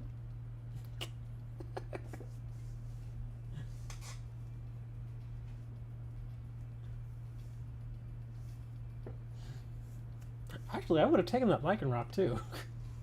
That's the, what is it, the Dusk the Dusk version or something like that? I actually have a Dusk version. Just one though. It's incredibly hard to get a shiny Dusk version. things are actually pretty darn rare. Okay, well, I have no idea what happened to Logan, to Mr. Wolverine, so I guess we're going to move on. I think I'm already kind of done. I thought you was a random? No, that's me. That's my real name. I do use my real name in game. Yeah, unfortunately my birth name was not TCG View.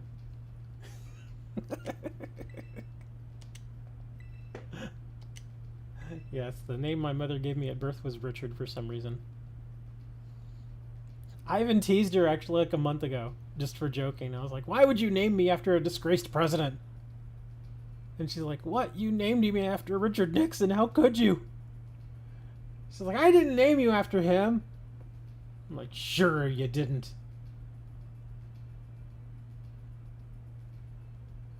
Shiny dust, lichen rocks are easiest to get by messing with the Raid Den calcs? What? Oh, Raid Den is what you're saying. Okay. Den calcs and Sword and Shield, but aside from that, you have to breed for using it as the parent. Oh, that's a Cleavor. Are you trying to give me a Cleavor? I have Cleavor.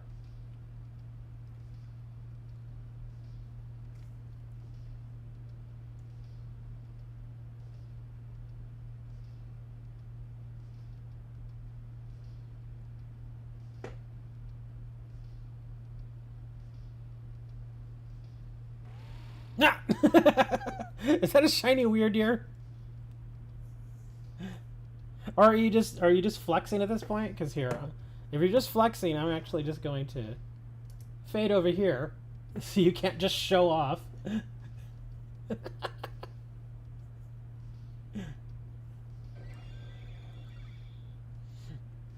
Looks like I need to buy a separate cable kit to have the AIO liquid temp dictate the radiator fan curve, the RGB from Lee and Lee software. More money down the drain. Well, no, it's not down the drain. I mean, you are using it for something. Yeah, that's the look on my face right now, wondering if you're actually going to do this or not. Because if not, I'm just going to go and just keep playing.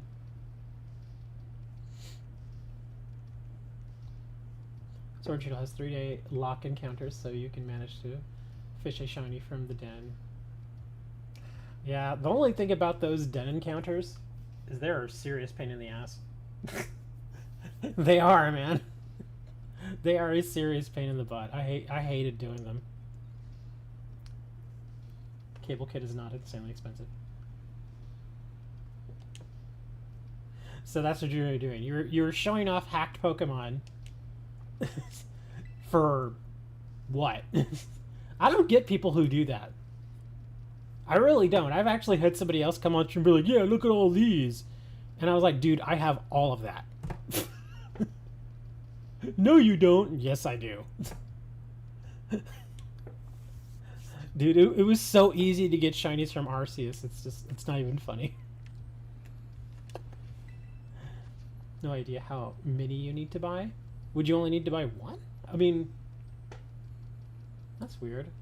Cable kit. Well, at least you're not, at least you're not having to go to a place like Altex. And I say Altex with a kind of because Altex, it's one of those places that I don't mind going there, but most of the stuff they sell is just really overpriced, so I hate buying stuff. Like, if you just want to look at things, it's fine to go. Like, if you just want to window shop, I guess, so to speak, it's fine. But other than that, it's like, ugh. It's like stuff's just too overpriced. And in fact, the only thing that I found that was reasonably priced recently that I had to get was an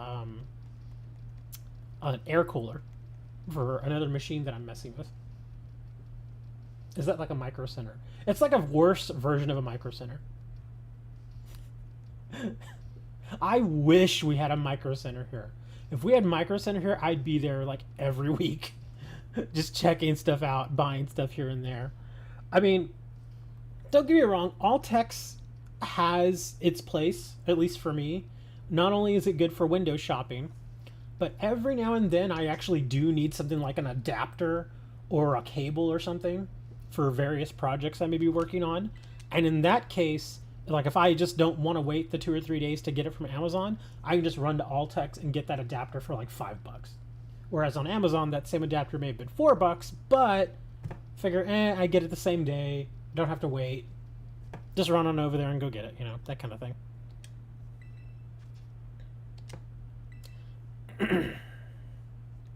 So yeah, that's why I'm like, it's fine, but it's not great.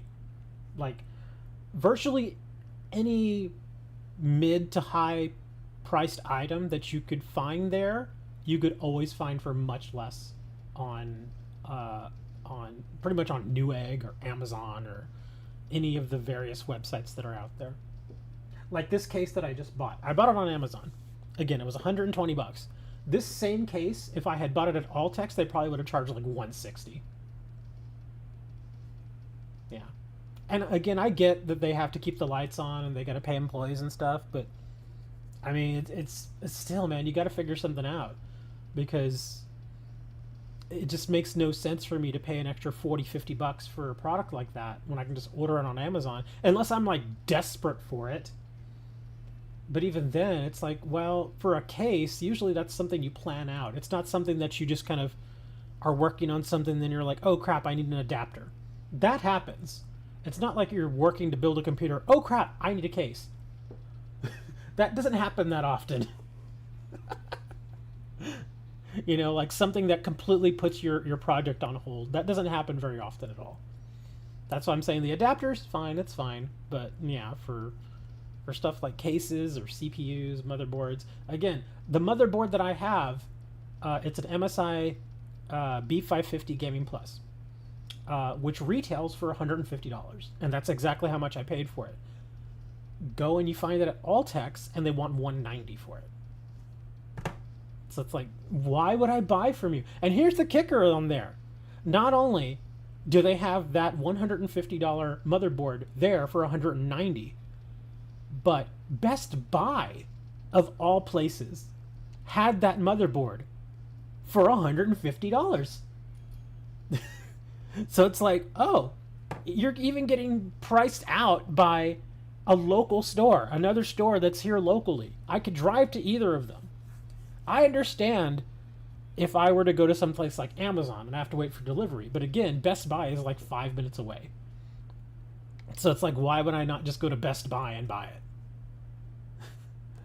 it? They do the same thing with their GPUs. Like the 4070 retails for $600 for your basic 4070. It's a $600 card.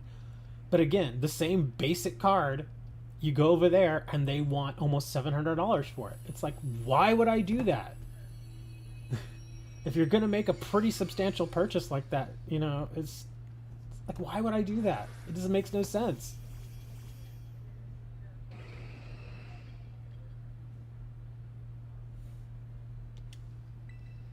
Let's do some Sunny Day.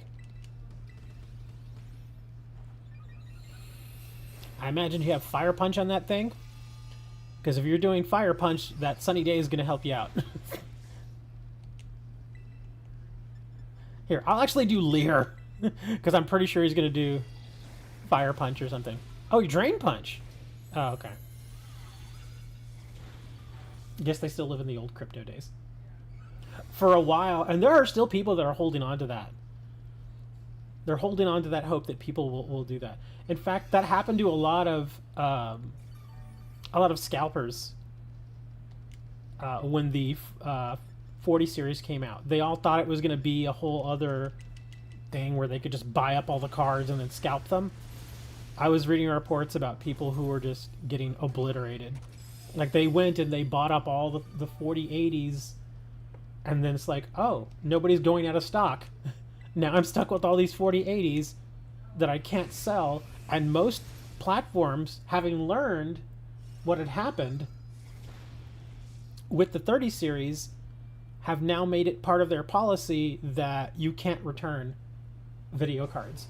The only reason you could ever return video cards is if there was something substantially wrong with it, like if it actually didn't work. And even then, they may not necessarily take the card. They would usually just refer you to the manufacturer for warranty.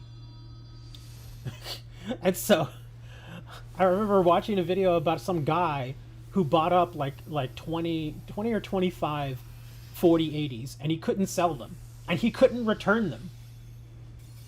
And I was like, that's beautiful. I was like, if you're going to be that jerk that goes and purposely does that to try and short the supply of something, you deserve that. And he bought them on credit. Oh, that was beautiful. I was like, you idiot. You maxed out your credit card to buy all these graphics cards that you now cannot sell or return. So now he's paying 20-something% interest on a bunch of video cards that he can't move. Oh, I loved it. Nobody felt bad for that guy. Absolutely nobody. Like, well, enjoy your 4080s. At least open one and game on it or something, man. You might as well. You're paying for it. Zangoose.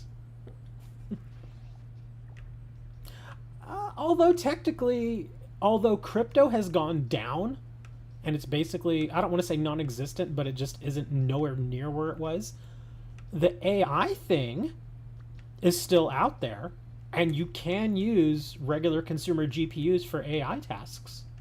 They're very good at that. So, might find a buyer there. The only problem is, most people that are doing AI or AI research are people that work for large companies. And of course, a large company is not going to go and buy off-the-shelf parts. They're just going to go and buy 100, specialty GPUs from NVIDIA directly. They're going to buy like those A5000s or something. They're not going to buy a 4080. I mean, again, technically you could, but why would you buy a 4080 when you could get a GPU that would do the same job just much more efficiently and much better and much faster? Yes, they're more expensive, but yeah. Like colleges. A lot of colleges are doing the AI thing now. I don't think the average Joe is going to know how to work on AI, to be fair. That's true. But you also have to understand that your average Joe, most average Joes, are also not going to buy a 4080. Some of them will, but again, it's hard to really justify, well, maybe not a 4080, maybe more like a 4090. Most average Joes are not going to buy a 4090. And again, that's more toward the AI crowd.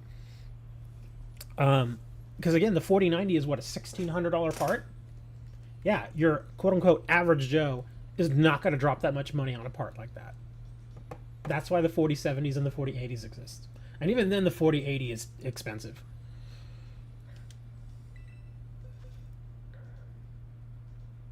I'm going to be lazy, and I'm just going to use Meriden.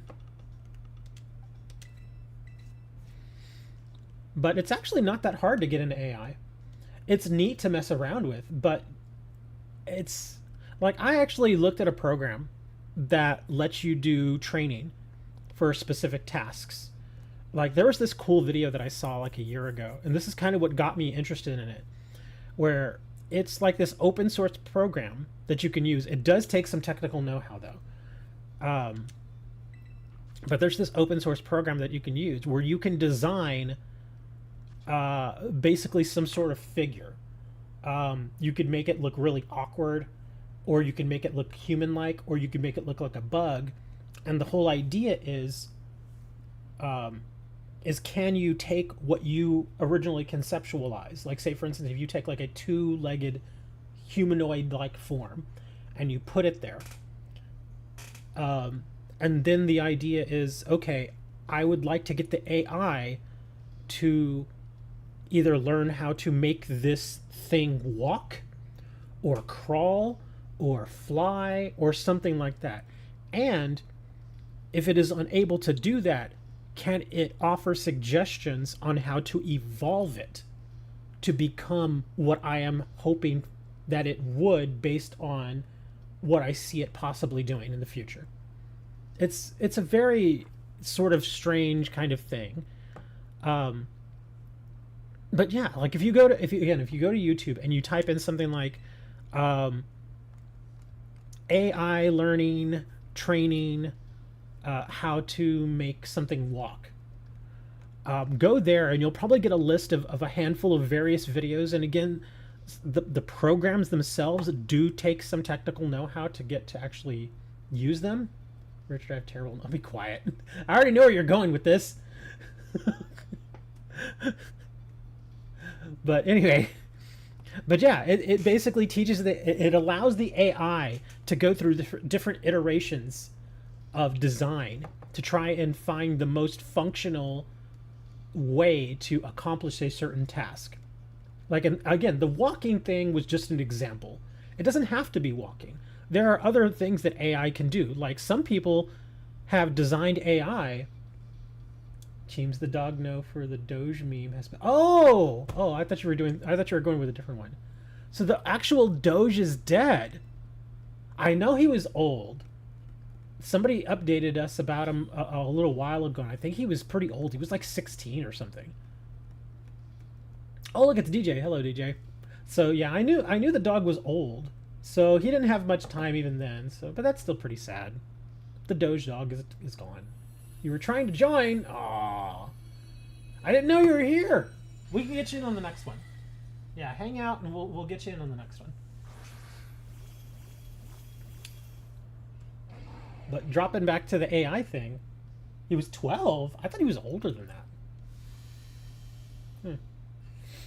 Jumping back to the AI thing, not only can you get it to learn how to do little things with like models that you design, you can also create AI and have it learn how to play a video game, for instance. Like one of the most basic ones that I've seen is they were able to teach or be able to allow an AI to learn how to play chess. That's the most basic one because it's been around forever. The most famous example of that being Deep Blue, which was, I believe, an IBM project where the computer over time was able to learn how to play chess so well that it was able to defeat a human opponent, a grand master, arguably the most famous and best chess player to ever live. It defeated him several times. So that's just, showing how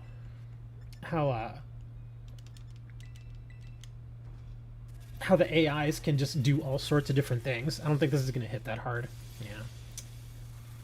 Yeah. You weakened your Miri dead. I'm not even paying attention. I'm doing more for I'm talking to Moni more than I'm actually paying attention here. I'm sorry. I'm sorry. I just find AI stuff to be very interesting. Here, I'll actually cheer now. I'll heal myself up here.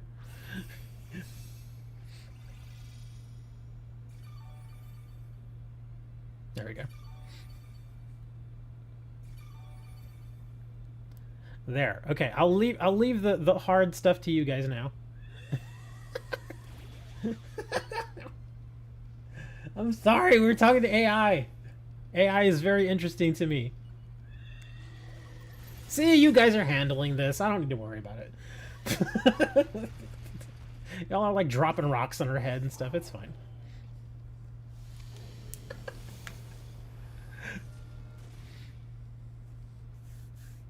I do really want to get into some of that stuff. Not only that, but again, there are open source projects that you can get where, again, you can create an AI and teach it to do all sorts of things. You can teach it similar to how some of these projects online are doing, like Stable Diffusion. I don't know if you've heard of that, but it's a very popular AI service that assists with creating art.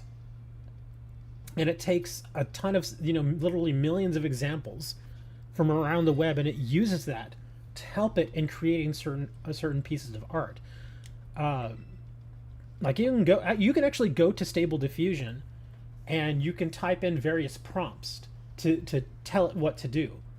Like you can go there and say, okay, create a picture with a woman on the street wearing a hat, walking her German Shepherd dog. You can type that in there, enter it, and then give it like a minute or so, and it will create various pieces, like 4 different examples of art that basically portray what it was that you asked them to do. Now, that art doesn't always look good. In fact, a lot of times it looks like crap. But it gets the basic idea right.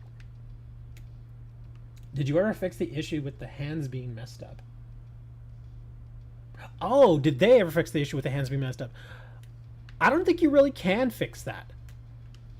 It's something that the AI just kind of has to learn on its own. And the answer would be no.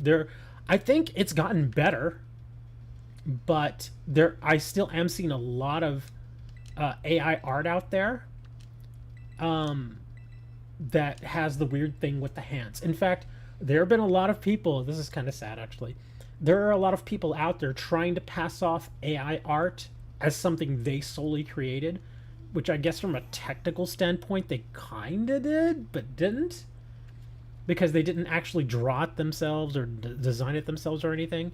So there have been a couple of people out there who have tried to pass off AI artwork as something they literally created with their own 2 hands. And strangely enough, speaking of hands, a lot of people have been able to tell that it was designed and done by an AI because of the way the hands look. And so those people have been caught and called out. They're like, hey, yeah, you didn't make that. An AI did it. They'll be like, no, I made this. They're like, no, dude, look at the hands. The hands just look completely alien. Like, why on earth do they have 7 fingers? And why are they bending in that way? You know, just various things like that. That's been one of the things that's been kind of rippling through the art community. What am I doing here again? Flying. Okay. Yeah, it's been rippling through the art community. And there's a lot of artists out there that are just dead set against not using AI at all. And I think that some of the AI stuff does actually look pretty good, but it has a very eerie sort of look to it. Like it's gotten to the point where I could look at something and I can almost surely tell you that it is or is not AI, because it has it just, I don't know exactly how to describe it. I guess the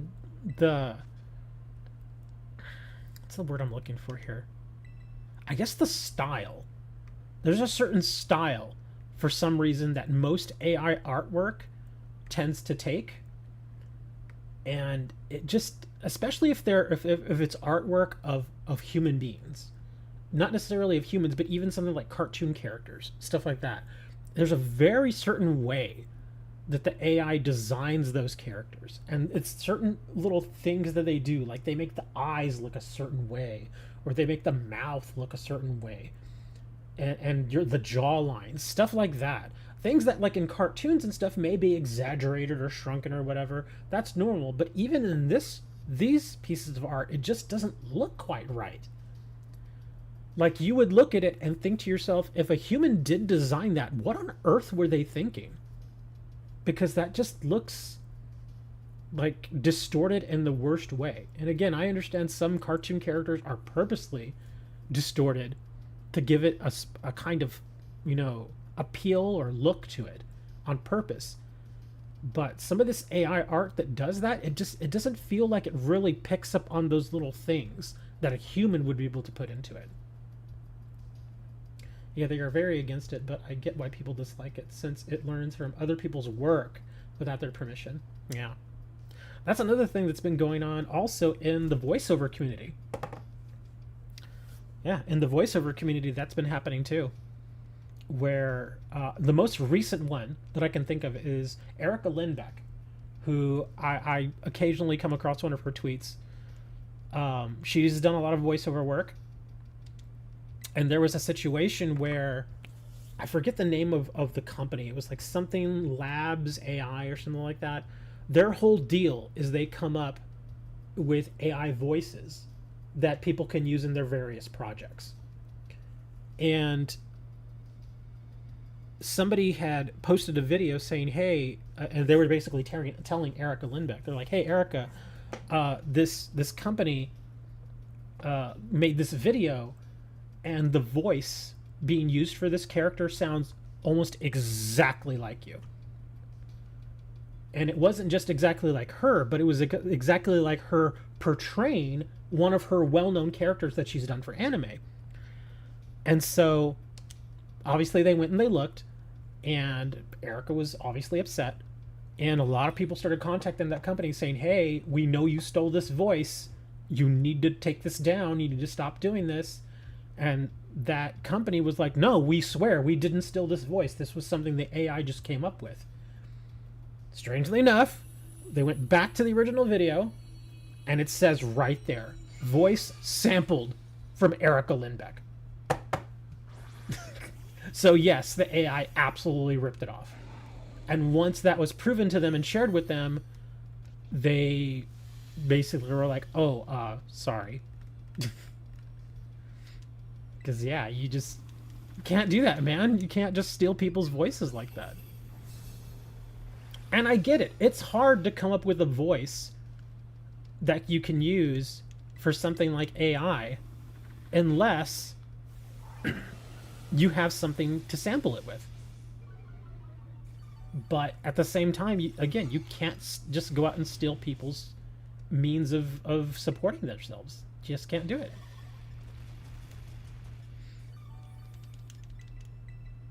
And then afterwards, she got bullied up. Well, that's a different example.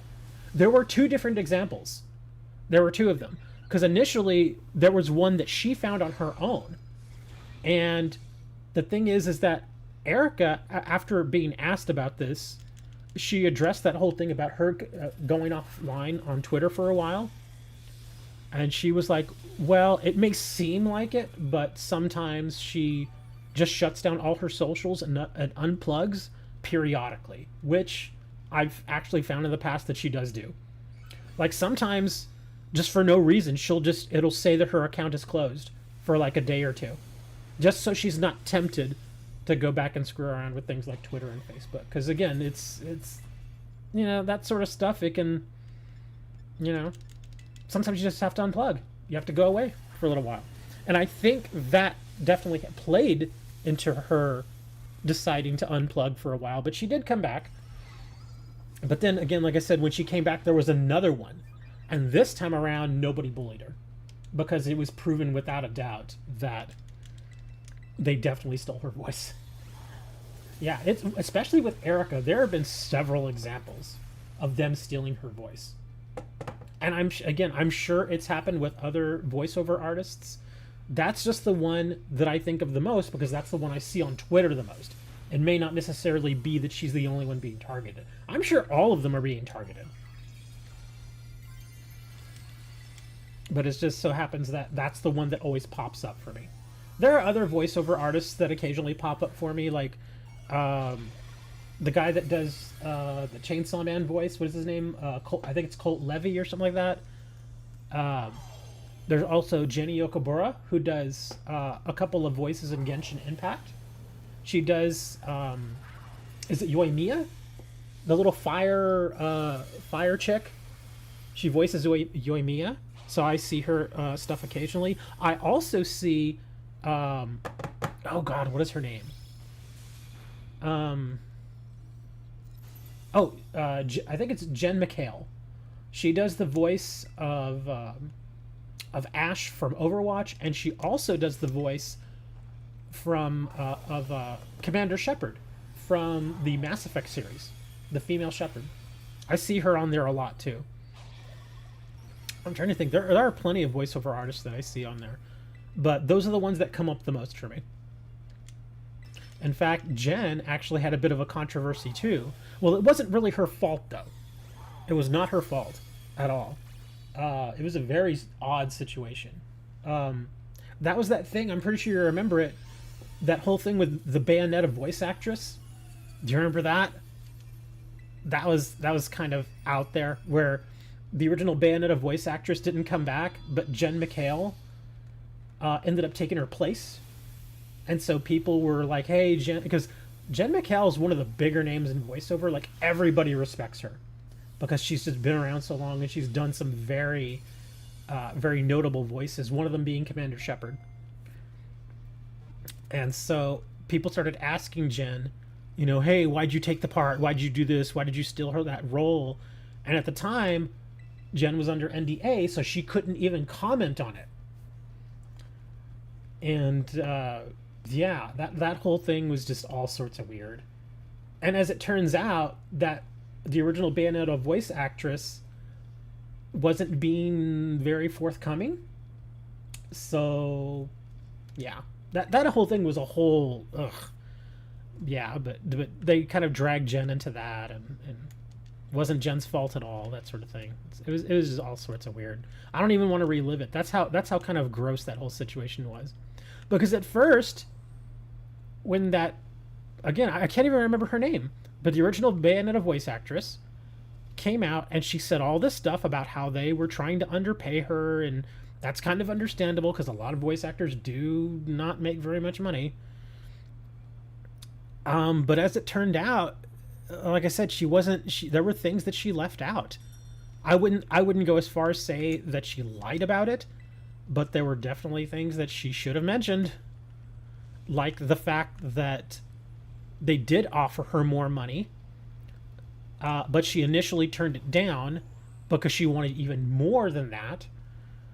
And then when they tried to get her to come back, they offered her that additional money plus her regular SAG rate. But again, she didn't want that. It was yeah, Helena Taylor. There you go. Thank you. Yeah, that whole thing was all just weird. I don't know, man. She basically destroyed her voiceover career. Like, at this point, nobody is gonna want to hire her. Even her fans turned on her. Were like, man. And I think, like I said, the fact that Jen didn't say anything for the longest time probably worked in her favor, because then when it all came out, people started apologizing to Jen, like, oh, sorry, we didn't understand everything that was going on. And it's like, well, yeah. That tends to happen. We see we got a ghost. Oh, actually not a ghost, a Gengar. It's a rock type, so he does ghost moves and poison moves. So we could probably just bring a fighting type in here, huh? Let's just bring a fighting type.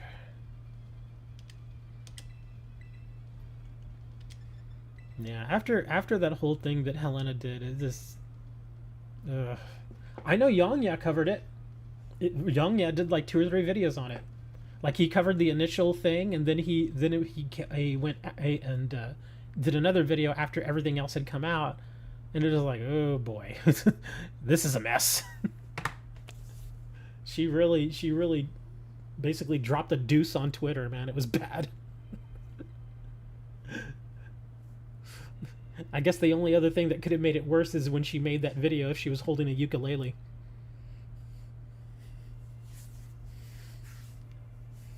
I'm sorry, that's a very kind of odd reference. The ukulele thing. Not only is it so... What's the word I'm looking for again? Not outlandish. I'm thinking of another word that means uncommon. You know what video I'm talking about, yeah. It was that one where that girl apparently had like an improper relationship with some younger person, and then to apologize or to offer a pseudo apology, she's there on the video playing the ukulele. And most recently, I saw a picture. It's pretty funny with talking about the whole LTT thing. There was somebody photoshopped Linus's head on it, and it shows him playing the ukulele. I'm sorry, it was pretty funny. I know we need to lay off Linus at this point and just let them do their thing, but it is pretty funny. If you didn't see that Linus picture, it was good. Really? Only 2 of us? Okay, we're gonna go in with 2. But yeah, that lady with the ukulele, oh god, that was so bad. It was so bad. And it's funny because she could have gone on and just did a regular video, and that wouldn't have been nearly as damaging as the one with the ukulele. Because the ukulele, that created the meme. That was the meme material needed. Because if it was just her on a, you know, on a video apologizing or doing whatever it is that she done, it's one thing. People probably would have forgot about it. But the fact that she had the ukulele, now that made it memorable. Now it's like, well, I'm never forgetting about that now. I guess we're going to have that forever. Give her props for making an original apology. It wasn't even an apology. It wasn't. It was her basically making an excuse, trying to convince people that it was okay. That's why I said it was a pseudo apology, because it was supposed to be, it was masked as one, but it just wasn't. It was not an apology.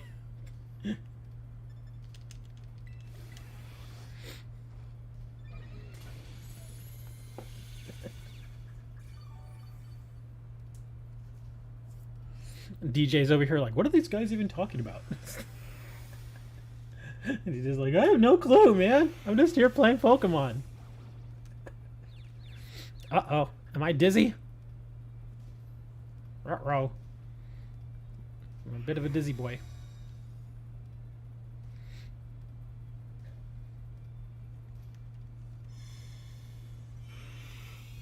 I know the whole thing is kind of dying down at this point, but I am still interested in finding out what the whole Linus thing is going to end up doing. That does... I don't know, man. That whole thing was just weird. If anything, it did show us that Linus really is out of touch at this point. I wasted your 2x bulk up. I'm sorry! And DJ's like, I came here to play Pokemon, not listen to story time.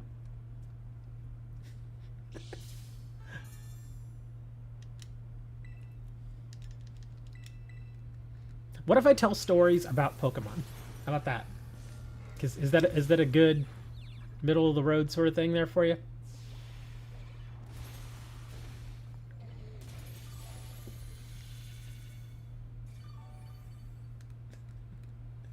Okay, so Gengar tried to make an apology video, but he played a ukulele.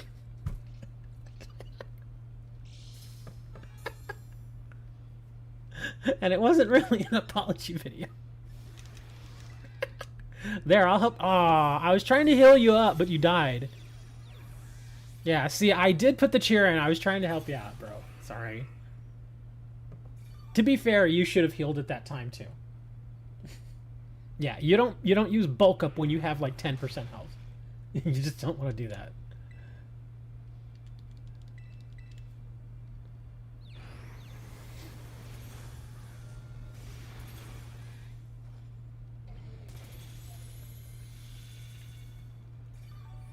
DJ's like, I can't think now. You keep talking about ukuleles and apologies. How can I think?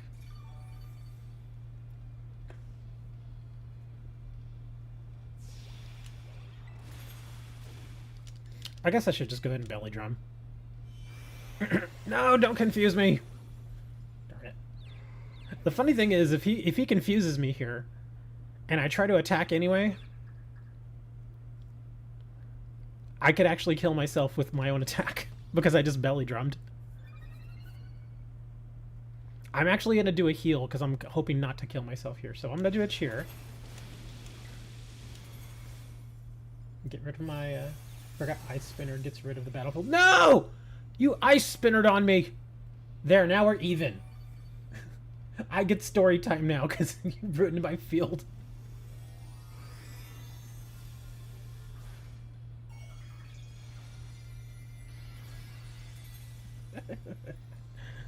Well, if we don't beat him here, we're not going to beat him. Oh my gosh, let me get my attack off. Come on.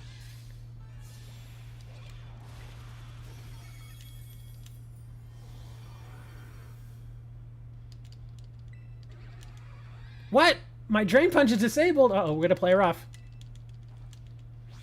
Oh, that was good. That was so close. That's what you get, Gengar. Take your ukulele and go home.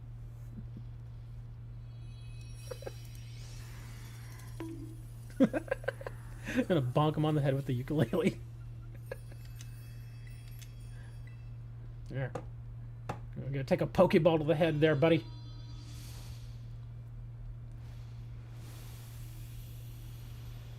And it's time for the bonk. The bonk. I have the bonk.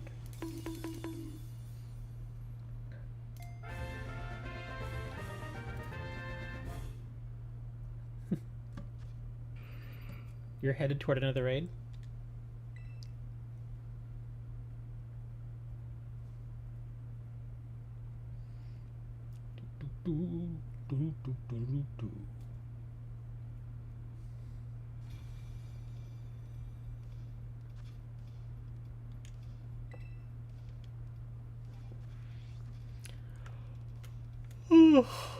You're yawning. What do I want to eat today? I'm kind of wanting pizza, but then kind of not. Like, it has to be really good pizza if I want it. It can't be just like Domino's or something. But we don't really have a specialty pizza shop in our area. All we really have are... Oh my gosh, I didn't want to run into that. All we really have, unfortunately, really are Pizza Hut, Papa John's, and Domino's. We don't really have a... You know, it's not like New York where there's like, you know, Antonio's Pizza, that kind of thing. Where moves? What?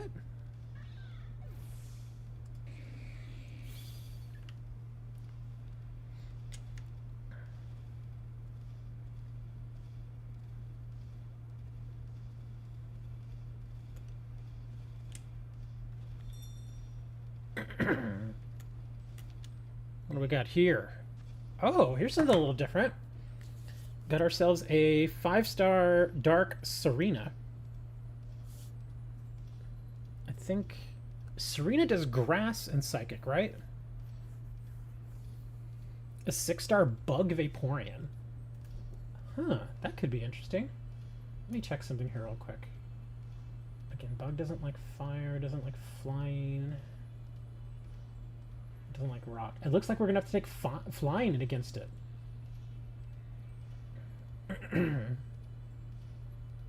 Do I have a good flying though? Yeah, that's the, again, flying is the one Pokemon type that I just have never really felt that I have a good version of. Like, all the other types, I can find a Pokemon, but flying, I've always struggled to find a good flying Pokemon. At least one that I'm happy with. Altaria? That's true. I know I have an Altaria here. I just have to take a quick look at her. If I can find her.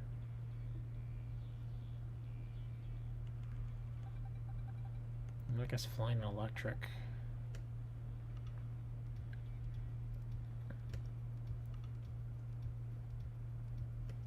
Come on, Altaria. Where are you? There you are. Oops. Go back. Oh, that's not the one I'm looking for. I have another Altaria. There you are.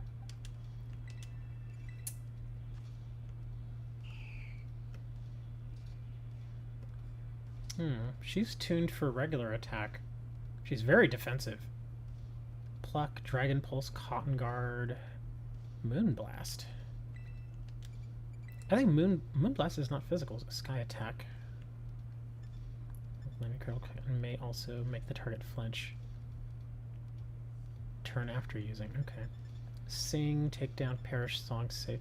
You know, oh no, I don't think Vaporeon does any move that would lower our stats. Ground, Growl, Mist. Stats are being lowered. Disarming Voice. Peck, well, that's not very good. I guess Growl. Growl's better than nothing. I mean, I have Pluck. Pluck's okay. But I just don't have any use for Moonblast right now. So we're going to take that out. We're going to put in Growl, because at least Growl will lower their defense. Is it their defense or their attack? I don't remember.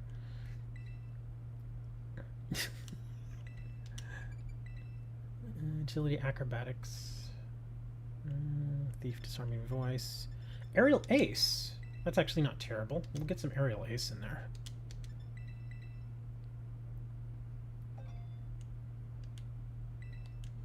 Swift, Endure, Sunny Day, Rain Dance, Dazzling, Fly. I don't like Fly. I'm not crazy about that one.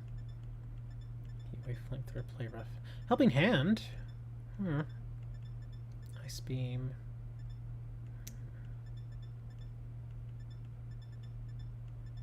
Brave Bird. I'd probably instantly kill myself with a Brave Bird. Wow, no Sword Dance. That's unfortunate. No Sword Dance, no Bulk Up.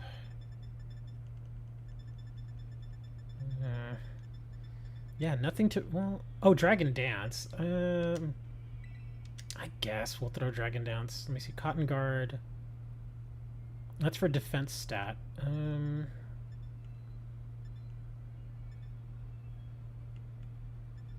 That's lower attack.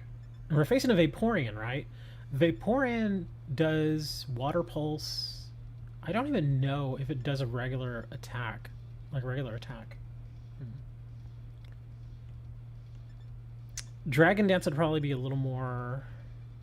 a Scrit. I'll just go with this.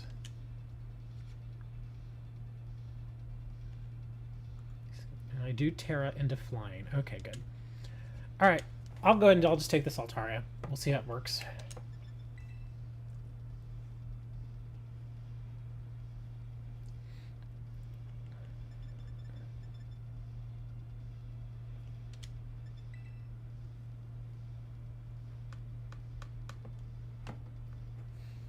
I was looking for stuff to lower their stats. I didn't have anything that lowered defense, though. Like the Growl, I think, lowers attack, if I'm not mistaken. What do we got here? 38. 8WG. 9V.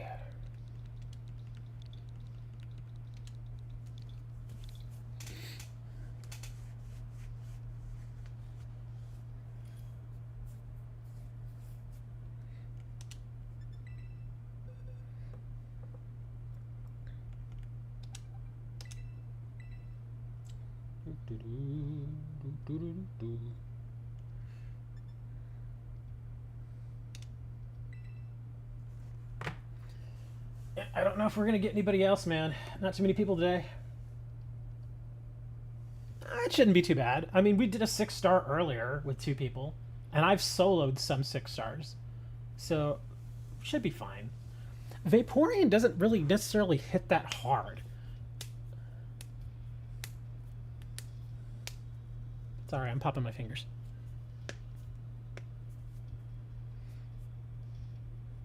Yeah, some of these are soloable, and this might actually be one that actually is soloable.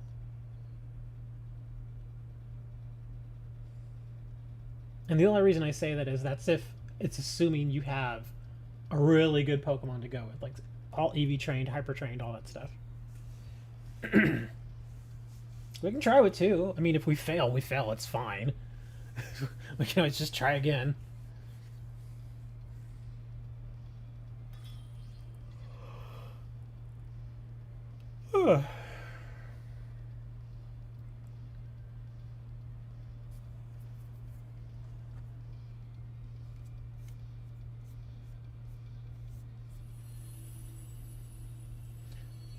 Speaking of Pokemon and the Nintendo Switch, there's a new Eevee controller coming out for the Nintendo Switch, and it's kind of interesting because it's more like it's not so much a controller as it is a gamepad, and it looks pretty cool. The only problem is it's $90 and it's not even wireless. Oh look, I lowered its it's got Yawn. Are you serious? We have Yawn. Oh, I hate you so much. I'm gonna eat your berry. Do you have a berry? Please tell me you have a berry.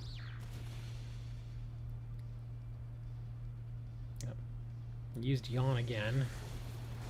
So now I'm gonna be asleep.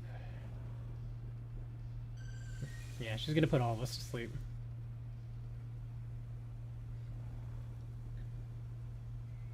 Yeah. I mean, it's a cool looking controller. I think it looks really nice. But again, like I said, the problem is it's $90. It's not wireless. Um, and it just doesn't look very comfortable in the hand. It looks like it would be more of a novelty controller than actually something that you would really use. Man, it's just gonna spam yawn on us. It's been made very apparent to me that we're gonna need, if we fail this, we're gonna need to come back with a taunt. Yeah, because this thing it's just gonna keep yawning. Yeah, see, look at that. It's using yawn even when it knows it's gonna fail.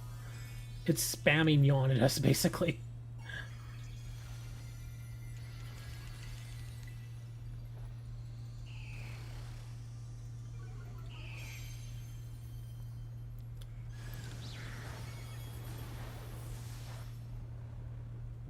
Well, we're asleep again. I'm gonna heal off the sleep.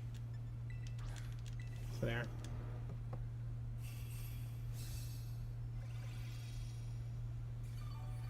I'm sure you could look it up, Moni, if you wanted to look at it. Again, it's a neat looking controller. It's really neat.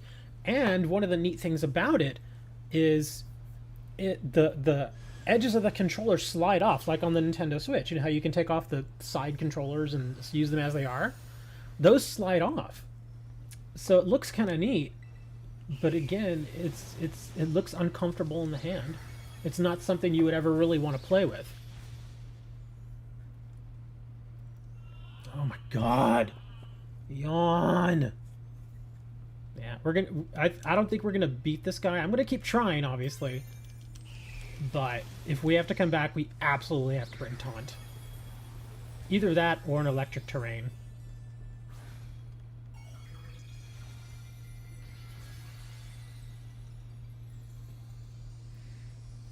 Yeah, we could bring a support Pokemon.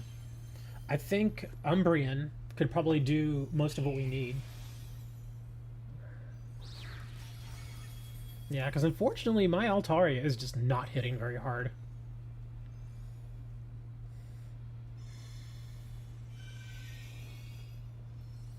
I'm going to have to burn my last cheer heal here just to get us out of this. Just to wake us up. Yeah, this is my last one.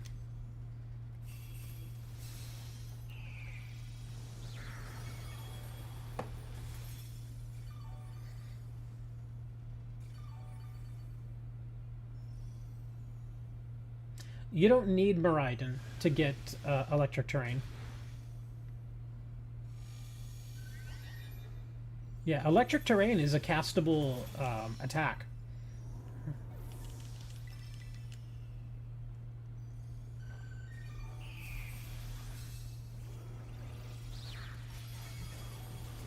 Depends though. What did you... Because remember, Hurricane is a special attack. What is your special attack stat? Because if it's not at least 250, you're not going to really see much of a difference. You'll see a little bit, but not much else.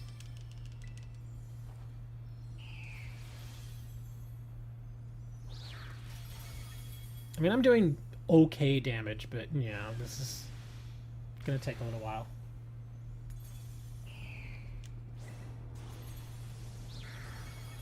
Dang it, I'm asleep. Yeah, I'm gonna need you to heal us off, dude. You need to use your heal to wake us up. Because I've already used all mine.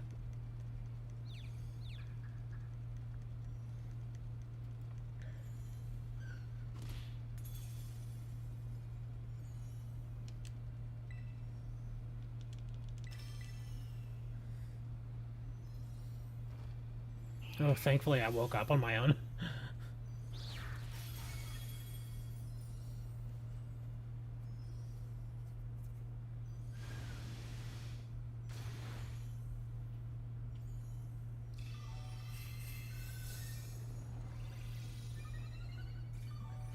Poor Zoe. Her horse has died like 3 times. Disney, help me! Can't do it, man!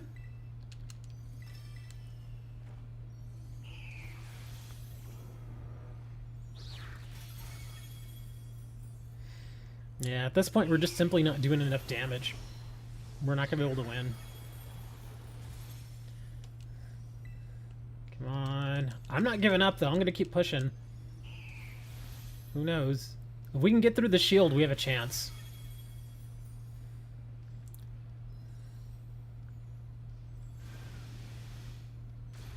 Ooh, that actually hit kind of hard.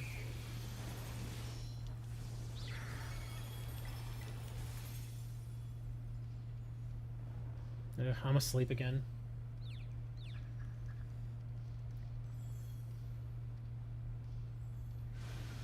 I may actually die here. Yeah, there we go. Yeah, there it goes. We're going to have to do this again. Yeah, let me take a look at my Umbrian. Because if I bring in Umbrian, I may be able to help with all this yawning and stuff that it's doing. And plus my Umbrian, I think, has a helping hand, so that'll help.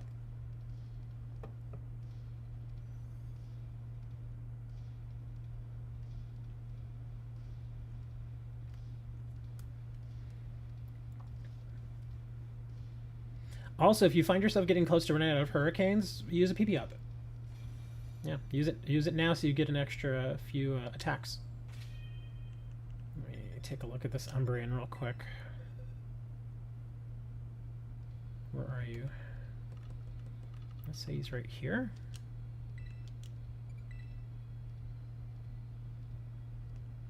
Let's see, we got Screech, Crunch, Charm, Helping Hand. I know I have Taunt. I'm pretty sure I have it. Let's see what we got here. This guy has all sorts of stuff. Oh, he doesn't have Taunt. How did I not have Taunt? Lowers a special attack. Oh, that could actually be very handy here. So we're going to put Snarl in here. Screech. I'll bring... Well, actually, no. Screech isn't going to be helpful here because you're using special attack. So I'll put that in. Hold on. I obviously have to make adjustments here. You have to give me a moment. I'm going to need the Taunt.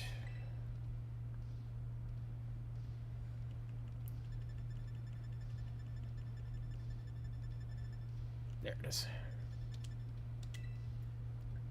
We'll take out Crunch.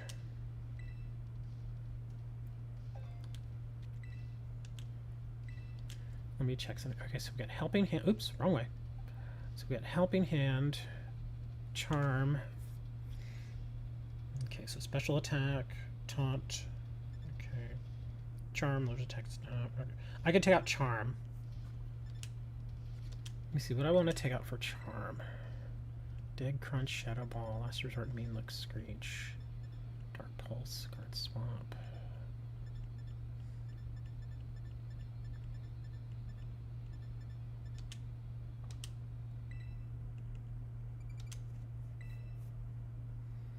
Let's see, Fake Tears.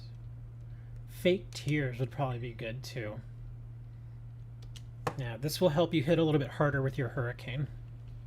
So I'm going to take out Charm and I'm going to put in... You're heading off to go make dinner. You going to make us all dinner? I want some food. See you later, Moni. Thanks for hanging out. It was fun talking about AI and computer cases. Okay, so Snarl, Taunt, Fake Tears, and Helping Hand. Kinda want to use a PP up. Hold on. Oops. Went to the wrong box. So you're going to go over here. Because I want to use an extra PP up on that Snarl, just in case.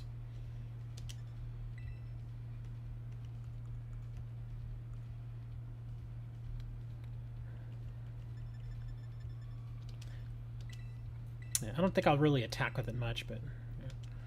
Yeah. It already does have... There we go. Already has a little heal thingy there. Okay. So I will bring Umbrian. And Umbrian is going to lower its defense, lower its attack, stop it from yawning, at least while the shield is down. Because if the shield is up, remember those things I can't do anything for that. So, yeah, we should be okay for the first half of the fight, no problem. And then after that, I'm just going to use Snarl, just to make it weaker and weaker. So, if you're ready to go again, DJ, I'm ready to go.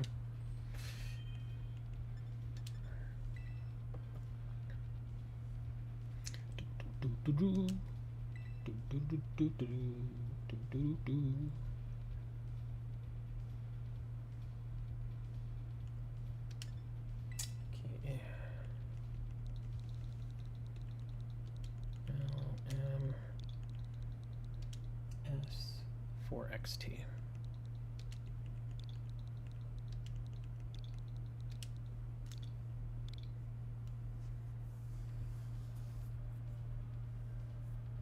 Vaporeon's ukulele days are over. Yeah, when I have the opportunity, I will give you helping hands, and that should pump you up a bit.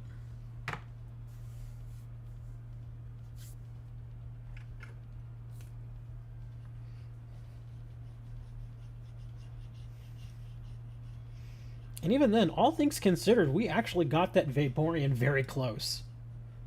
Yeah, we got him very, very close. The only problem is that we had to keep fighting off the yawn. Seriously, we took so many turns just fighting off that stupid yawn. So once we get that under control, it should be okay. In fact, the taunt will be the first thing I do. I'll immediately use taunt.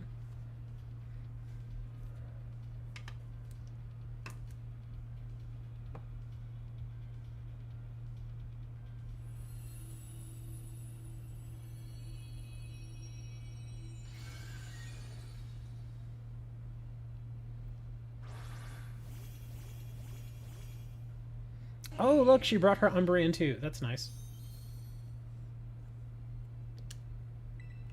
Go, taunt.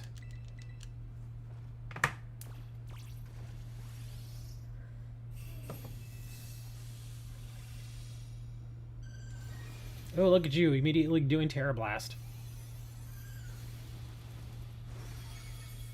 Oh, it's super effective. That's beautiful.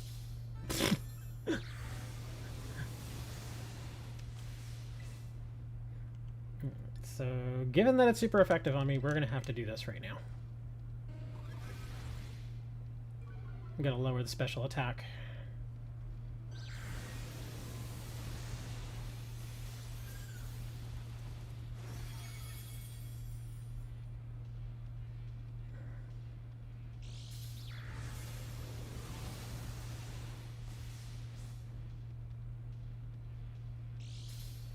Oh, I got to use taunt again now.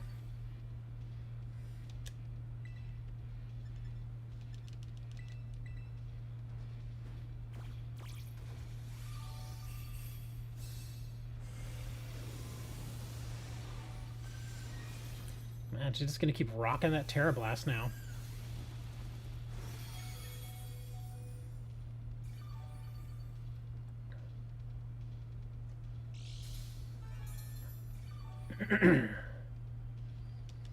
Alright, let's do some fake tears.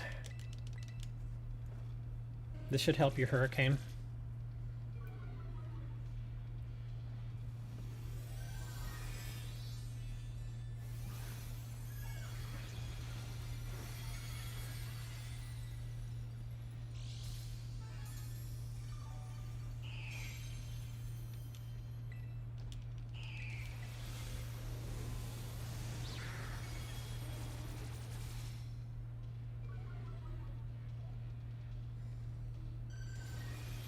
I'm gonna burn a heal to heal myself up here.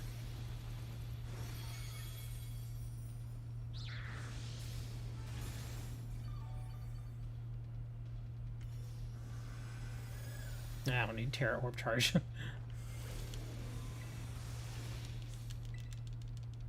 Yeah, we could all use a little heal here anyway. There we go.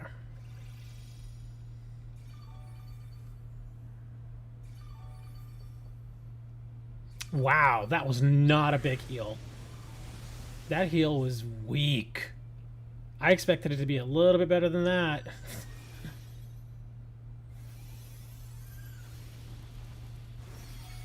Yeah, that was a really weak heal.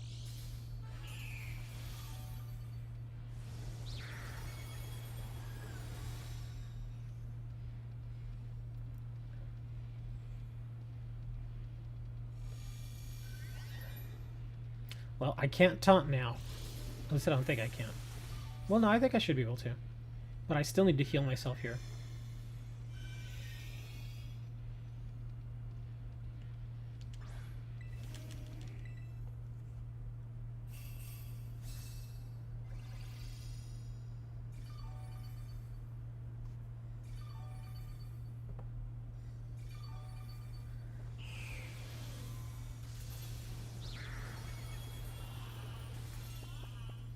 Now it's burning yawns.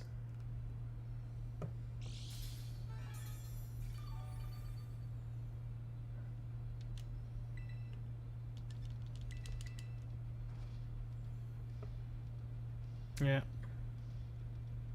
Yeah, because the shield's on. I can't use taunt. Once the shield is up, taunt is a no-go.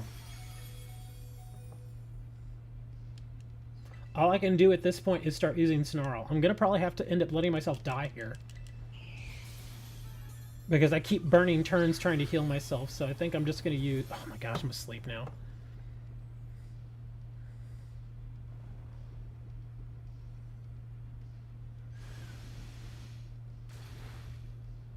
Oh my god, really?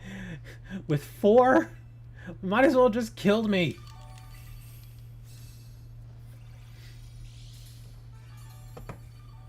Okay, I'm stuck. It's not letting me do my...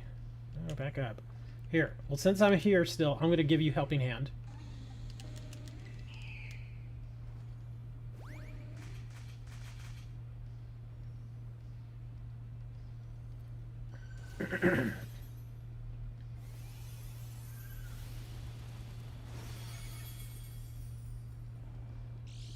Oh, your hurricane missed, didn't it? Oh, that's such bad luck. Well, here's one more Helping Hand before I die.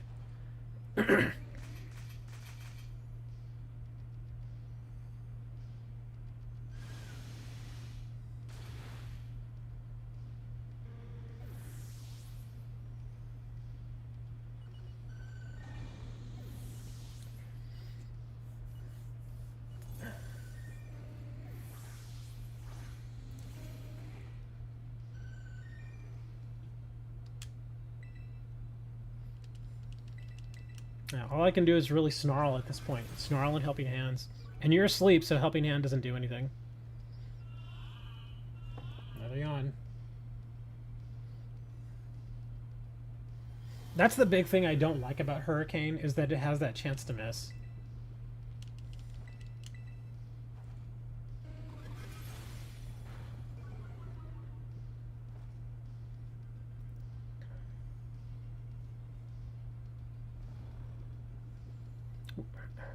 Why aren't you here chilling? Yeah, you totally should have healed there. No more. We're done. I think I'm done too. Been streaming over 4 hours. I am so ready to get some food. I'm hungry. What do I get to eat? I don't know what I want. I kind of want pizza. Kinda. Your hurricane missed 4 times in a row. Oh my god. Yeah, again, that's why I don't like Hurricane. Because stuff like that happens. I would much rather take something like Aerial Ace that I know is going to hit every time over a Hurricane, which when it hits, it's good, but when it misses, it's like, oh boy. Excuse me. Well, I'm done, guys. I'm going to go get some food. I will be here next week. If it's not 100% accurate, it misses 80%. Get out of here, Knight. You came at the wrong time, Knight. I'm getting ready to go. I'm going to go get some food. I think I do want to get a pizza. Because why not?